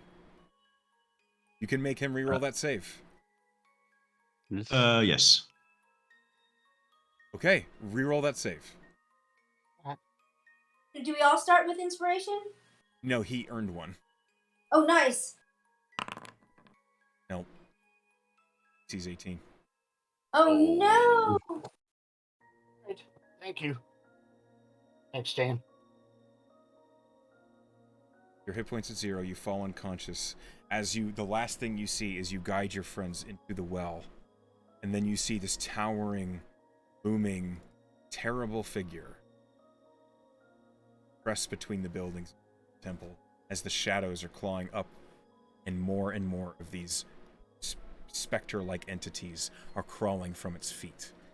That is the last thing you see before you fall unconscious. Now, there is still a chance for Rhaegar. You have 3 opportunities to get a nat 20 on your death saves. So, How long before you're done? go ahead and roll a death save.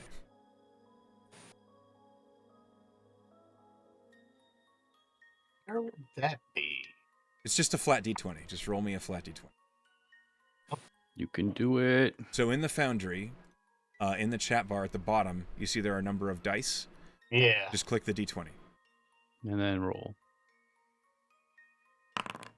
10. That's successful, but it is not what you needed. Yeah. 20. The entity gets closer.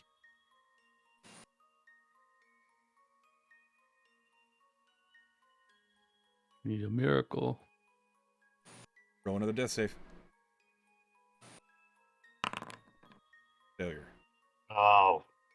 Shucks. That doesn't really matter. Last chance. It's all or nothing.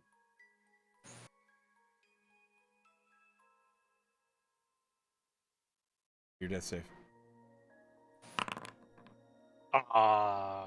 And Rhaegar, it is a good thing you're unconscious for what happened. For the rest of the party, you awaken, alive and well, in Tymore. It is daylight. You don't see any people around, but you've lived. You've escaped the terrible situation that you had found yourselves in. The suns are overhead, it is a brilliant sky, and it is just before afternoon. And that is the end of the one-shot. Wow. Nice. That was cool, though. I had fun. Poor Rhaegar. Him was mostly dead anyway. Well, Yeah, he only half died. Yeah, he was already half dead. I'm curious. exactly. Yeah, curious in game mechanics. Could I have, as I jumped over, then grabbed his hand, or is that a free action or not? No, that would have been an action No, to try and it pull would him have back. been Oh, action. yeah. Right. He was dead when he didn't trust Magnus. Unfortunately, he was. So I assume the entire town got teleported to the mirror dimension, Yes. and you actually went back to the normal dimension in the way you normally go to the mirror dimension. That is what happened. Wow. That was fun. I'm glad you guys had a good time. Yeah. Very, Yeah, it was nice learning a different platform. And Yeah, it's the first time I used Foundry. Using It's it. yeah, really what did nice. you I guys kind think? of What like did you it. guys think? Yeah. I liked it. yeah. I think it's a great platform, especially also the link with D&D Beyond is also very good. I Oh, find yeah. a lot of people prefer to use. I think it's pretty convenient both ways. I like it. I used Foundry to roll everything, and it was fine. Yeah, I'm Foundry is very easy to use. Yeah, I used both, and I was just to get a chance to see what each one works like. Yeah. I enjoyed your DMing it, the voices and the characters, and then the ambient sounds in the background really helped too. It set the scene perfectly. Thank Made me you. feel like I was right in the story. Thank you very much. I put a lot of work into this one. This is the 4th time I've run it, and every single group has played it completely differently. Brynch, how did Is this? there somewhere we can see the other playthroughs? Yeah, I have. Most of them are uploaded to YouTube. A couple of them, players requested that they don't be recorded or they don't be public, so I'm not going to share them. But I'll link you guys to YouTube when this is done, and you can see the other play. Cool. You can also see. I don't know if Brynch told you he played in this one shot already. His first time through, he did it. They did a completely different path. Yeah. Did they survive? We figured it out. So what happens if Mm. Magnus stopped the guy from starting this whole thing at the beginning? Then okay. So I'll explain what the stake is about. It's a dimensional anchor that basically makes the mirror plane stay where it is. The situation is going to happen anyway, whether the stake is installed or not. And Brynch's first party discovered that the hard way because they broke the stake. I did. Yeah, Brynch broke the stake. Sorry, I didn't mean to steal your thunder. Which meant that his party is basically floating around in the astral sea. Nice. Yeah. And so, is this dude like working for an evil organization or an evil wizard or something? So there is an NPC available, the one that actually caught Dorian's eye when he yelled it out.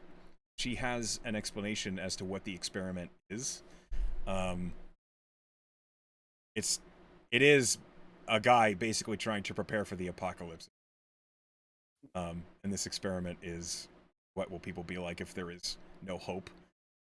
However, the experiment broke when you guys went to the Temple of Ana, and the shadows focused on you, because it meant that there was no origin. There was an NPC that's supposed to appear in the temple, but the cleric died, so it couldn't happen. Oh my goodness. But I don't quite get the point of this experiment. Is she like testing what people do when everything goes to shit? Is that the idea? So the point of the experiment is, I'll just post the doc. That would save a lot. And can you also post a channel with the YouTube videos on it? Yes. Yeah, he's gonna send that to us.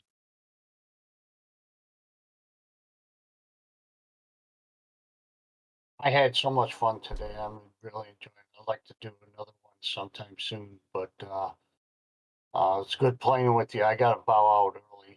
Okay. Thank you for playing with me. I had a really good time with you guys. All right. In addition to the YouTube link, I'm also going to post a review link for my profile on playing. It would really help a lot if you guys gave your honest opinion how you session or have any critique, and just so other players can get a good open idea of what they get when they. Will do. All right. Yeah, I've already made one. I could make another. It doesn't allow you to do two, unfortunately. All right, guys. Take care, everyone. Yep. Hey, see Necro. ya. See ya. It was nice meeting you. Here is my channel where all the YouTubes are posted. And this one will also be posted as soon as I get the. Speaking of which, I should